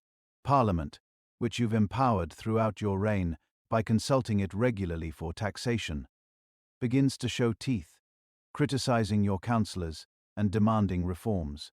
This domestic discontent culminates in the so-called Good Parliament of 1376, an assembly determined to address grievances about taxation, corruption, and the declining war effort. It's an institution you've strengthened, turning against policies conducted in your name, though increasingly without your direct involvement. They act as if the king were already dead, complains one of your few remaining original councillors. Perhaps, John of Gaunt replies coolly, because he is often absent even when present. It's a harsh assessment, but not entirely wrong. Your periods of lucidity grow shorter, the episodes of confusion more frequent. Modern doctors might diagnose a series of small strokes, each taking another piece of the formidable mind that outmaneuvered Mortimer, won at Crécy, and reformed English governance. The greatest blow comes on June 8, 1376. Your eldest son and heir, Edward the Black Prince, dies at Westminster after years of illness. He's just 45, younger than you were at Crécy. England loses not just its greatest military commander, but its future king. The prince's 10-year-old son, Richard of Bordeaux, becomes the new heir to the throne. But a child king means a regency, and regencies mean power struggles. The political stability you've maintained for decades suddenly looks fragile. You're present at your son's funeral at Canterbury Cathedral, but witnesses describe you as confused, needing support to stand, apparently not fully comprehending the magnitude of the loss. The mighty Edward III, who has ruled for nearly 50 years, is fading before the kingdom's eyes. The king spoke at council today, reports a Venetian observer later that summer, but his words wandered like leaves in the wind. The Duke of Lancaster answered for him, as has become common. In September 1376, a large abscess develops, causing you intense pain and further deterioration. Though it bursts in February 1377, bring in some relief. The infection has taken a permanent toll. Your physicians exchange grave looks. The end is approaching. Spring company. Then early summer. You spend your final days at Sheen Palace near London, attended by your surviving children. John of Gaunt manages affairs of state, bringing you documents to sign when you're lucid enough to understand them. On June 21st, 1377, with summer sunlight streaming through the windows of your chamber, your breathing becomes labored, your sons are summoned. The archbishop brings the last rites. My lords. You manage to whisper, a final moment of clarity breaking through the fog. I have reigned long enough. They are your last recorded words. As evening approaches, Edward III, who transformed England from chaotic, invaded backwater to European superpower, closes his eyes for the final time. You're 64 years old. You've ruled for 50 years and 4 months, one of the longest reigns in English history. You've led armies to victory at Halidon Hill, Sluys, and Crécy. You've reformed government, language, and law. You've created the Order of the Garter and rebuilt Windsor Castle. You've weathered the Black Death and guided England through its darkest hours. When news of your death spreads through London the following day, the city erupts in genuine grief. Bells toll across the capital. People gather in streets and churches to mourn not just a king but a national hero. England's own Arthur returned as promised in the nation's hour of need. Your funeral procession winds through London streets, lined with weeping subjects. Your face remains uncovered on the bier, allowing the people one last look at the king who defined their era. 24 knights in black carry your body, followed by your sons and the highest nobles of the realm. The chronicler Jean Froissart, who chronicled much of your reign, writes, "To witness and hear the grief of the people, their sobs and screams and lamentations on that day would have rendered anyone's heart. You're buried at Westminster Abbey beside your beloved Philippa, as promised. The tomb is magnificent, befitting a king whose reign transformed a nation. Above it stands a gilt bronze effigy, showing you not as the confused old man of your final years, but as you were in your prime, the warrior king of Crécy, England's champion. Your 10-year-old grandson, Richard II, succeeds you as king. The challenges he'll face, including the peasants' revolt of 1381, might have been insurmountable even for you in your prime. But that's a story for another time. For now, as the summer of 1377 fades into autumn, England mourns its greatest medieval king. The boy puppet who became a legend, the ruler who transformed a kingdom into an empire, the man who began as Edward of Windsor and died as Edward the Great. Your legacy lives on not just in grand victories or territorial gains, but in institutions that endure for centuries: Parliament, justices of the peace, legal reforms, the wool trade, the Order of the Garter. Even as your military conquests eventually slip away, the England you forged remains centralized, confident, with a unique identity. September. Arrot from the continent. In the quiet of Westminster Abbey, as candles burn beside your tomb and monks chant prayers for your soul, the earthly remains of Edward III rest. But the nation you shaped continues, following the path you set during 50 remarkable years as England's greatest medieval king. The marble feels cool beneath your fingertips as you trace the carved outline of Edward III's tomb at Westminster Abbey. 7 centuries has passed since his death, yet his presence still dominates this sacred space. The massive stone sarcophagus topped with his gilt bronze effigy speaks of power, even in death. Did you know, the elderly guide says, noticing your interest, that for nearly 200 years after Edward's death, English kings would still claim the throne of France? His legacy was that powerful. You nod, imagining how different Europe might look if Edward's claim had stuck permanently. The entire map redrawn, England and France united under one crown. History taking an entirely different path. But what makes a king truly great? What separates the merely competent from the legendary? What made Edward III special among the dozens of monarchs who have worn England's crown? The answers lie not just in battles won or territories conquered, but in institutions built, reforms enacted, and cultural shifts that outlast any single reign. Edward's greatness wasn't just what he did, but what he built that endured long after him. Take the English longbow, that simple weapon of yew wood that devastated the French at Sion-Poyer. Edward didn't invent it, but he revolutionized its use, creating the first truly effective infantry-based army in medieval Europe. Before Edward, explains a military historian at the Royal Armouries, carefully handling a replica longbow, European warfare was dominated by heavily armored knights. After him, no general could ignore the common archer. The long bow itself eventually became obsolete, replaced by firearms. But Edward's key innovation, that commoners with ranged weapons could defeat aristocrats in armor, permanently changed warfare. The democratic implications were profound, even if they weren't recognized at the time. He created what we might call the first truly national army. The historian continues, not just nobles and their retainers, but ordinary Englishmen fighting for England, not just for their local lord. This was nation-building at its most fundamental, creating institutions that unified people across social classes around a shared identity. Edward did the same with language, law, and governance. By promoting English over French in the courts, he gave common people access to justice in their own tongue for the first time since the Norman conquest. By establishing the justice of the peace system, he created local governance that represented the crown's authority in every corner of the realm. Edward understood something crucial, says a professor of medieval history at Oxford, seated in his book-lined office, that kingdoms are rebuilt from the ground up, not just imposed from above. His creation of the Order of the Garter in 1348 seems at first glance to contradict this, an exclusive knightly brotherhood, limited to the king and 25 companions. But it served a vital political purpose, binding the highest nobles directly to the crown through personal loyalty and shared chivalric ideals. It was psychology as much as ceremony.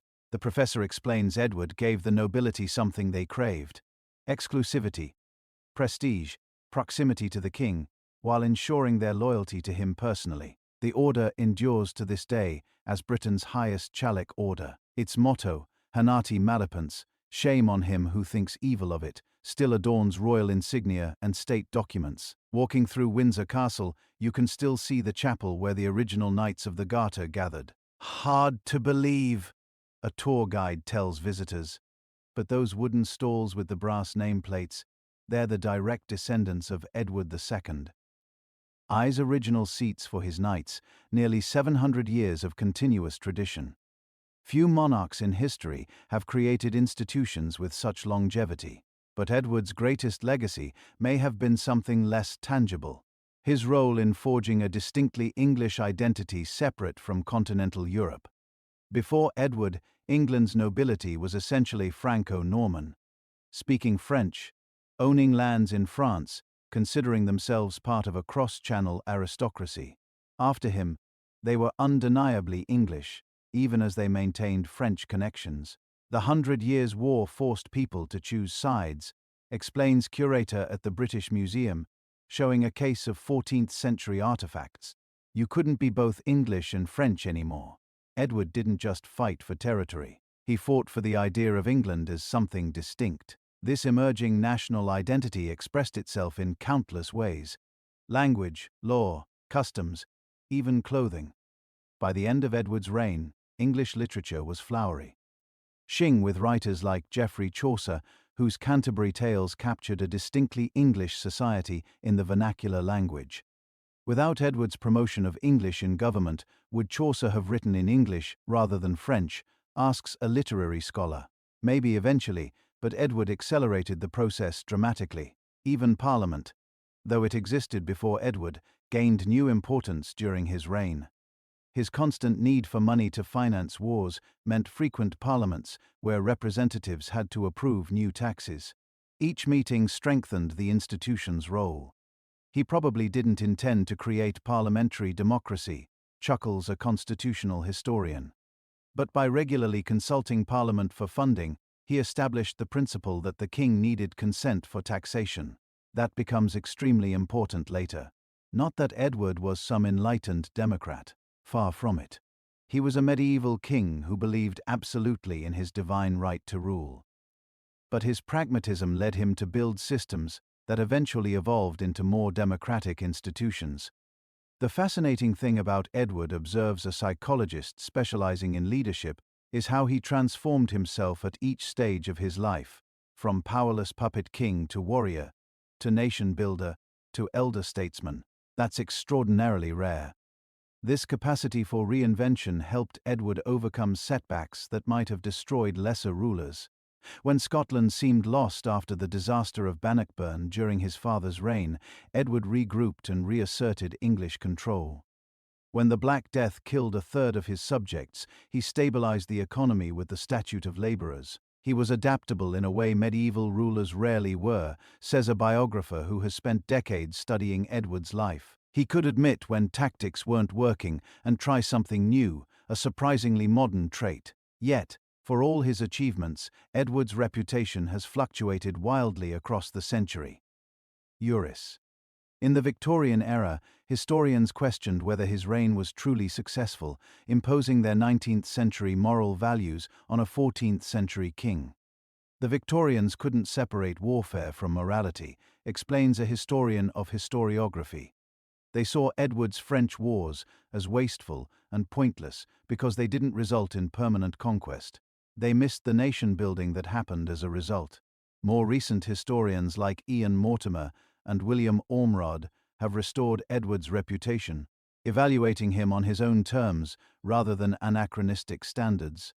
The modern consensus views him as one of England's most consequential monarchs, perhaps the most successful of the medieval period. If you're looking for comparisons, suggests the Oxford professor, think of Augustus in Rome, another ruler who found his realm in chaos and left it stable and institutionally sound, or Charlemagne, who built systems that long outlasted his personal rule. What about other English kings? How does Edward measure up against figures like Henry Viv, Elizabeth, or Victoria? Henry was more spectacular in battle, but died young without consolidating his gains, says a specialist in royal history. Elizabeth III was arguably more culturally significant, but inherited institutions Edward helped create.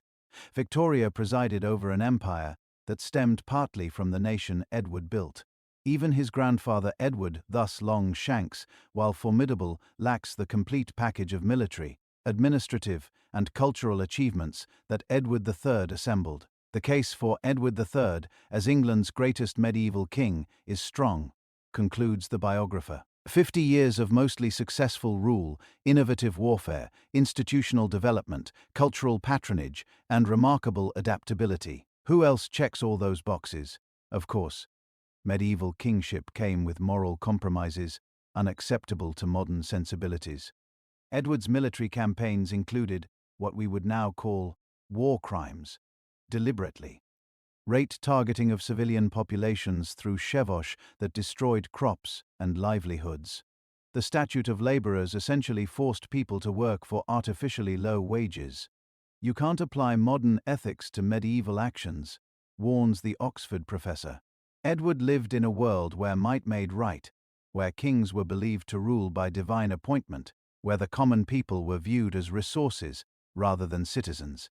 Understanding Edward III means understanding the medieval mind, a worldview where chivalry could coexist with brutality, where religious devotion didn't preclude political calculation, where family loyalty battled constantly with political necessity. He was complex, says a psychological historian. The man who ordered mass destruction in France also created beautiful architecture at Windsor. The king who imprisoned his own mother also remained devoted to his wife Philippa for decades in an era when royal marriages were rarely love matches. This complexity matters. Kes Edward more interesting, not less. His contradictions humanize him across the centuries. We can imagine the teenager plotting against Mortimer, the young king leading charges at Halidon Hill, the grieving father at the Black Prince's funeral. I've studied him for 30 years, admits the biographer, and he still surprises me. Just when you think you understand Edward, you find another layer. Perhaps his most remarkable achievement was maintaining internal stability throughout his long reign. Between 1330, when he seized power from Mortimer, and his death in 1377, England experienced no major rebellions or civil wars. Extraordinary for medieval Europe. Compare that to France during the same period, suggests a comparative historian. Multiple rebellions, the Jacquerie peasant revolt, noble factions constantly fighting each other. Or look at Edward's successor, Richard II, who faced the peasants' revolt just 4 years after Edward's death. This stability didn't happen by accident. Edward balanced. Competing interests kept powerful nobles invested in his projects and maintained his personal authority without becoming tyrannical. He understood the art of medieval kingship better than almost any contemporary ruler. He knew when to be harsh and when to show mercy, explains the biographer, when to lead from the front at Crécy and when to delegate to the Black Prince at Poitiers, when to demand parliament support and when to compromise. Even his handling of succession, so often a flashpoint in medieval kingdoms, showed foresight. His sons were given important responsibilities and territories, but kept loyal to the crown. The Black Prince was being groomed for kingship long before Edward's death. The tragedy, says the royal historian, is that the Black Prince died before his father. Edward's careful succession planning collapsed with his son's death. The king's final decline, those confusing years of stroke-induced mental deterioration, cast a shadow over the end of his reign. But they don't diminish his achievements during the preceding decades. Think of it this way, suggests the psychologist. Even the greatest athletes eventually lose a step. The greatest minds eventually slow down. Why would kings be different? Judge Edward by his prime, not his twilight. Walking through the Tower of London, you can still see evidence of Edward's impact. Additions he made to the fortress, places where he held prisoners like John the Hen of France, weapons similar to those his armies carried. The tower's Ayman warders, beef-eaters, still wear uniforms that evolve from 14th century designs. Edward is everywhere, once you know what to look for, says a Ayman warder respondent, in his scarlet and gold uniform. The heraldry, the badges, the institutions, they all have his fingerprints on them. At Windsor Castle, his presence is even more palpable. The round tower, much of St. George's Chapel, the layout of the upper ward, all reflect Edward's vision. He transformed Windsor from a function, now fortress, into a statement of royal power and sophistication. He spent the equivalent of about $50 million in today's money on Windsor. A guide explains to astonished tourists. That's how important architecture was to his vision of kingship. In London streets, look up at pub signs bearing names like the Garter or the Golden Lion, echoes of Edward's heraldry and institutions. Visit the courts of justice and remember Edward's promotion of English law. Hear Big Ben chime and recall that Edward installed one of the first public clocks in England at Westminster. He's woven into the fabric of Britain, observes a cultural historian. Most people don't realize how many aspects of British identity trace back to his reign. Even the modern relationship between Britain and Europe has echoes of Edward's time. His claim to the French throne represented one vision of Britain's European role, directly involved in continental affairs, asserting British interests abroad. The alternative vision, Britain, as a separate island nation with its own distinct identity, also emerged during his reign. 700 years later, and we're still debating the same fundamental question, notes a political scientist. What is Britain's relationship to Europe? Edward would recognize the arguments on both sides. As the sun sets over Westminster Abbey, casting long shadows across Edward's tomb, it's worth pondering not just what he achieved, but how, in an age of absolute monarchy, how did one man leave such an indelible mark? Leadership, says the psychology professor simply. True leadership isn't just about power, it's about vision, adaptability, and building something larger than yourself. Edward had all three. From a 14-year-old puppet to England's greatest medieval king, the transformation seems almost mythical. Yet, the evidence of Edward's impact surrounds us, tangible in stone and parchment, in language and law, in institutions that still function today. If you want to see Edward III's monument, the elderly guide at Westminster says, quoting Christopher Wren's famous epitaph, "Look around you. Not just at his tomb, magnificent though it is, but at England itself, a nation whose identity, governance, and place in the world were profoundly shaped by 50 remarkable years under Edward III. Night has fallen over London. The temperatures flows dark and silent past the Houses of Parliament, structures that wouldn't exist without Edward III's elevation of that institution. Big Ben strikes the hour. It sounds carrying across a city whose foundations were shaped by a king who died over 640 years ago. What's the true measure of greatness? Is it conquest, wealth, cultural flourishing, or perhaps longevity, the ability to create something that outlasts yourself? By any measure, Edward III's impact on England was profound. But to truly understand his significance, we need to place him in the context of those who came before and after. Think about the flow of English history, suggests a professor emeritus of medieval studies. His office walls lined with books accumulated over a 50-year career. Before Edward, England was still essentially a Norman-French kingdom grafted onto Anglo-Saxon roots. After him, it was unmistakably English. The professor leans forward in his chair, hands animated as he speaks. William the Conqueror established Norman rule. Henry II created a workable legal system. Edward Longshanks reformed administration. But Edward III, he forged a national identity. This transformation wasn't just cultural but institutional. Under Edward, Parliament evolved from an occasional gathering into a regular feature of governance. The courts began using English rather than French. The wool trade was systematized through the colour staple, creating economic foundations that would power England for centuries.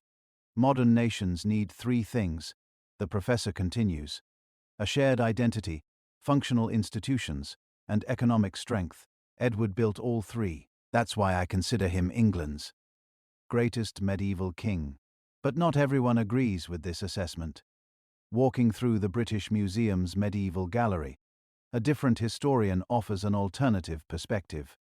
Edward was certainly consequential, she acknowledges, gesturing toward a display of 14th-century artifacts. But we shouldn't romanticize him. The Hundred Years' War was catastrophically expensive. His claim to the French throne was legally dubious, and his military innovations led to unimaginable suffering. She pauses before a replica of an English longbow. This weapon revolutionized warfare. Yes, but remember what it was used for: killing French peasant conscripts by the thousands. We call it chivalry and glory. Now, they called it terror. Then this tension between admiration for Edward's achievements and recognition of their human cost defines modern scholarship on his reign. Unlike Victorian historians who simply condemned medieval warfare as barbaric or earlier chroniclers who celebrated it uncritically, today's approach acknowledges the complexity. Edward was a man of his time, observes a military historian at Sandhurst. Judging him by modern ethical standards makes no more sense than criticizing him for not using gunpowder effectively. The technology wasn't there. Neither was the moral framework we take for granted. What's undeniable is Edward's excellence within the parameters of medieval kingship. He excelled at what his era valued: martial prowess, strategic thinking, maintenance of noble loyalty, and effective governance. By the standards of the 14th century, he was the complete package. Compare him to his contemporaries, suggests the Sandhurst historian. While Edward was winning at Crécy, Philip VI was fleeing the battlefield. While Edward was building Windsor Castle, European monarchs were bankrupting their treasuries on vanity projects. While Edward's sons were leading armies, the French succession was in constant crisis. This comparison extends beyond his own time. Few English monarchs can match Edward's combination of military success, institutional development, and cultural patronage. Henry V won brilliantly at Agincourt, but died young. Elizabeth II presided over a cultural golden age, but avoided direct military leadership. Victoria reigned even longer, but as a constitutional monarch with limited direct power. The closest comparison might be Alfred the Great Muses, a specialist in Anglo-Saxon England. Both found their kingdoms in crisis. Both built institutions that outlasted them. Both emphasized English identity and language, but Alfred worked on a much smaller canvas, just Wessex initially, not a Niente empire. As for Edward's imperial ambitions, his claim to France, his interventions in Scotland and Ireland, they point toward England's future as a global power. Though his continental possessions eventually slipped away, he established the idea that English interests extended beyond the island's shores. The British Empire begins conceptually with E. Edward III argues, an imperial historian, controversially not in structure, but in mindset, the belief that English power and interest should project outward, that England should be a European and eventually global player, rather than an insular kingdom. This legacy is double-edged in the modern world, where imperial history generates heated debate. But what's clear is that Edward's vision of England was expansive rather than isolationist, an orientation that would define British history for centuries. Here's the thing about truly consequential historical figures, says a philosopher of history over coffee at the British Library. They don't just change their own time. They change how future generations think, often in ways they couldn't possibly have anticipated. He gestures to the library around him, where researchers quietly examine documents spanning millennia. Edward couldn't have known that his promotion of English would eventually produce Shakespeare, or that his parliamentary consultatio ens would evolve into democratic governance, or that his Statute of Laborers would create legal precedent still studied by law students today. But they did. This ripple effect, the long tail of historical influence, is what separates merely successful rulers from transformative ones. Edward III falls decidedly in the latter category, having shaped English development in ways that continue to resonate. Walk into any courtroom in England, notes a legal historian. The proceedings are in English because Edward III declared they should be. That's not just a procedural detail. It means justice is conducted in the language people actually speak. A fundamental principle of accessibility that began with his reforms. Similar examples abound in governance, military structure, education, and culture. When the modern British monarch invests a new Knight of the Garter, They're participating in a ceremony essentially unchanged since Edward founded the order nearly 700 years ago, when Parliament votes. On taxation, they're following a constitutional principle Edward III helped establish. Institutions are the connective tissue of history, says a political scientist specializing in state formation. Long after personalities fade and specific events are forgotten, institutions continue shaping behavior and outcomes. Edward III was an institution builder for excellence. This gift for creating durable systems partly explains why Edward succeeded where others failed. Medieval kingship was inherently personalized. Power concentrated in an individual whose death often triggered crisis. By embedding his authority in institutions, Edward created stability that outlasted his personal rule. It's the difference between sand castles and cathedrals, observes an architectural historian appropriately. Most medieval kings built impressive structures that washed away with the next tide of history. Edward built foundations deep enough to support centuries of additional construction.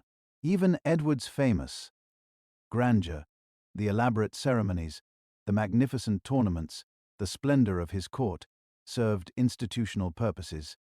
They weren't mere vanity, but tools for binding the nobility to the crown through shared rituals and values. Medieval power wasn't just about force, explains a cultural anthropologist. It was about creating frameworks of meaning that legitimized authority. Edward understood this instinctively. His pageantry wasn't separate from his governance. It was governance through spectacle. Perhaps most remarkably, Edward achieved his transformations despite multiple catastrophes that would have broken lesser rulers. The Black Death killed a third of his subjects and almost unimaginable demographic collapse. The economic consequences were severe, with labor shortages threatening to unravel the feudal system. Crisis reveals character, notes a disaster historian. Edward's response to the plague, pragmatic, systematic, focused on stability, tells us more about his kingship than a NY victory celebration. His statute of laborers, though harsh by modern standards, prevented economic meltdown at a critical moment. By controlling wages and fixing prices, it maintained social order during a period when the entire medieval system might have collapsed. It's like emergency powers during wartime, suggests an economic historian. Not ideal in normal circumstances, but potentially necessary in extremists. Without the statute, England might have faced complete breakdown, mass migration, abandoned villages, food system collapse. This capacity to navigate between ideal and practical, between aspiration and reality, defined Edward's approach to kingship. He was a medieval ruler who understood the art of the possible. That's why he succeeded where his father failed so catastrophically, explains a psychologist who studies leadership. Edward III pursued personal gratification regardless of political cost. Edward III aligned his actions with political necessity, even when it meant personal sacrifice. The contrast between father and son couldn't be starker. Edward II's reign ended in forced abdication, imprisonment, and probable murder. Edward III's concluded with national mourning for a king widely regarded as England's greatest. Imagine the psychological impact, the leadership psychologist continues, growing up watching your father's disastrous rule, seeing the consequences of poor kingship firsthand. Edward III essentially developed a perfect counterexample to follow. Whatever his father did, do the opposite. This early education in failure may explain Edward's remarkable maturity even as a young king. When he seized power from Mortimer at 18, he already demonstrated judgment beyond his years. By 21 at Halidon Hill, he was reshaping warfare. By 33 at Crécy, he had established himself as Europe's premier military leader. He was decades ahead of his contemporaries, observes a developmental psychologist, while other young nobles were still playing at knights. Edward was reinventing what knighthood meant through the Order of the Garter. This blend of traditional values with innovative application characterized Edward's entire approach. He embraced Catholic ideals, but deployed them through new institutions. He maintained feudal hierarchies, but created novel roles within them, like the expanded justice of the peace system. Edward was conservative, and revolutionary simultaneously suggests a political theorist. He preserved the best elements of existing systems while reforming their inefficiencies. That's incredibly difficult to balance. Most rulers either change too little or too much. This talent for calibrated transformation explains why Edward's changes proved so durable. Rather than imposing entirely new systems that might trigger resistance, he evolved existing institutions in ways that seemed natural extensions. It's like he understood institutional path dependency centuries before it was theorized, notes a sociologist. He recognized that successful reform works with historical gravity, not against it. Small adjustments compound over time into major changes. Consider Parliament. Edward didn't invent it. Assemblies of nobles had advised English kings for generations, but, by consulting Parliament regularly for taxation, he established precedents that gradually transformed it from occasional advisory body to essential governing institution. He created habits that became customs, customs that became traditions, traditions that became laws, explains a constitutional historian. That's how lasting change happens, not through proclamation, but through practiced repetition, until new patterns seem inevitable. Even Edward's military innovations followed this pattern. The longbow existed before him, but he systematized its use, trained archers nationally, and integrated them into battle tactics alongside dismounted men-at-arms. These incremental improvements compounded into the revolutionary victories at Crécy and Poitiers. Evolution. Noun. Haute revolution summarizes a military strategist. Edward didn't discard traditional elements like heavily armored knights. He repositioned them within new systems that maximize their effectiveness while minimizing their vulnerabilities. This adaptive approach served Edward throughout his long reign. When tactics that worked against Scotland proved ineffective in France, he adjusted. When the Black Death devastated England's population, he created new economic frameworks. When political opposition emerged late in his reign, he negotiated rather than crushed. Adaptability is the supreme survival trait, observes an evolutionary biologist with an interest in history. Edward exemplified it at a societal level, constantly recalibrating governance to match changing conditions while maintaining core stability. Had the Black Prince survived his father, Edward's achievements might have been even more securely established. The heir had already proven himself militarily and administratively. Edward's grandson, Richard II, inherited at age 10, leading to precisely the kind of regency crisis Edward himself had experienced. The greatest irony suggests a specialist in royal succession is that Edward's reign began and ended with a child king, first himself, then his grandson. The difference is that Edward overcame his disadvantaged start through extraordinary talent. Richard couldn't match his grandfather's gifts and eventually lost his throne. Richard's deposition in 1399 triggered decades of instability, ultimately culminating in the Wars of the Roses. Yet, even this upheaval demonstrates Edward III's impact, as most combatants were his descendants through different lines, fighting over the kingdom he had made worth fighting for. Edward created a crown worth having, notes a specialist in royal authority. Before him, the monarchy was fragile, as his father discovered. After him, it was the supreme prize in English politics, with powers and prestige Edward had painstakingly constructed. As night deepens over London, the city Edward knew gradually reveals itself beneath the modern metropolis. The tower's ancient stones, the bends in the temples, the street patterns established when Edward walked these paths. London has grown exponentially since Edward's time, from perhaps 50,000 inhabitants to nearly 9 million, yet his fingerprints remain visible in the capital's geography, institutions, and identity.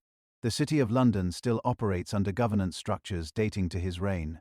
Westminster remains the seat of Parliament, as it was under Edward. Cities have memories longer than people, muses an urban historian, watching night traffic flow past medieval walls. They encode decisions made centuries ago into daily patterns their inhabitants rarely notice. Edward shaped London's DNA. This physical persistence mirrors Edward's institutional legacy. Just as his urban planning decisions still influence modern London's layout, his governance innovations continue, structuring British political life. The monarchy, parliament, courts, local government, all bear imprints of Edward's shaping hand. If England were a palimpsest, suggests a literary scholar, referencing the practice of writing over partially erased earlier text, Edward's reign would be the layer that shows through most clearly beneath the modern writing, not because it was last, but because it was written so deeply. This depth, the fundamental nature of Edward's impact, distinguishes him from kings who achieved more superficially spectacular but less lasting accomplishments. Henry VIII broke with Rome dramatically, but Edward's more subtle language reforms arguably shaped English identity more permanently. William the Conqueror seized England in a single campaign, but Edward's generations-long nation-building created what we recognize as England today. The truly great historical figures, observes a philosopher of history, don't just change events, they change the frame through which regenerations view events. Edward III didn't just rule England. He helped define what England is. As you lie in bed tonight, in a world unimaginably different from Edward's medieval realm, countless threads still connect you to his time. If you speak English, you're using a language he elevated from common speech to official status. If you live in a common law country, your legal system builds on foundations he strengthened. If you believe national identity transcends class divisions, you're embracing a concept he helped pioneer. The beauty of history lies in these connections, the recognition that we're part of something larger than our individual lives.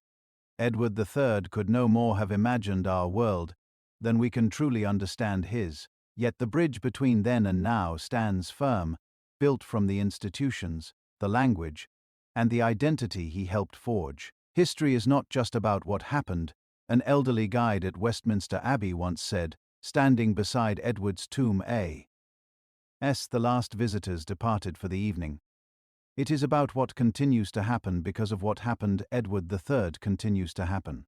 His England continues to evolve, and as you drift toward sleep, perhaps you will dream of a 14-year-old boy who seized a kingdom from his mother's lover, transformed himself from puppet to legend, and became, by any reasonable measure, England's greatest medieval king.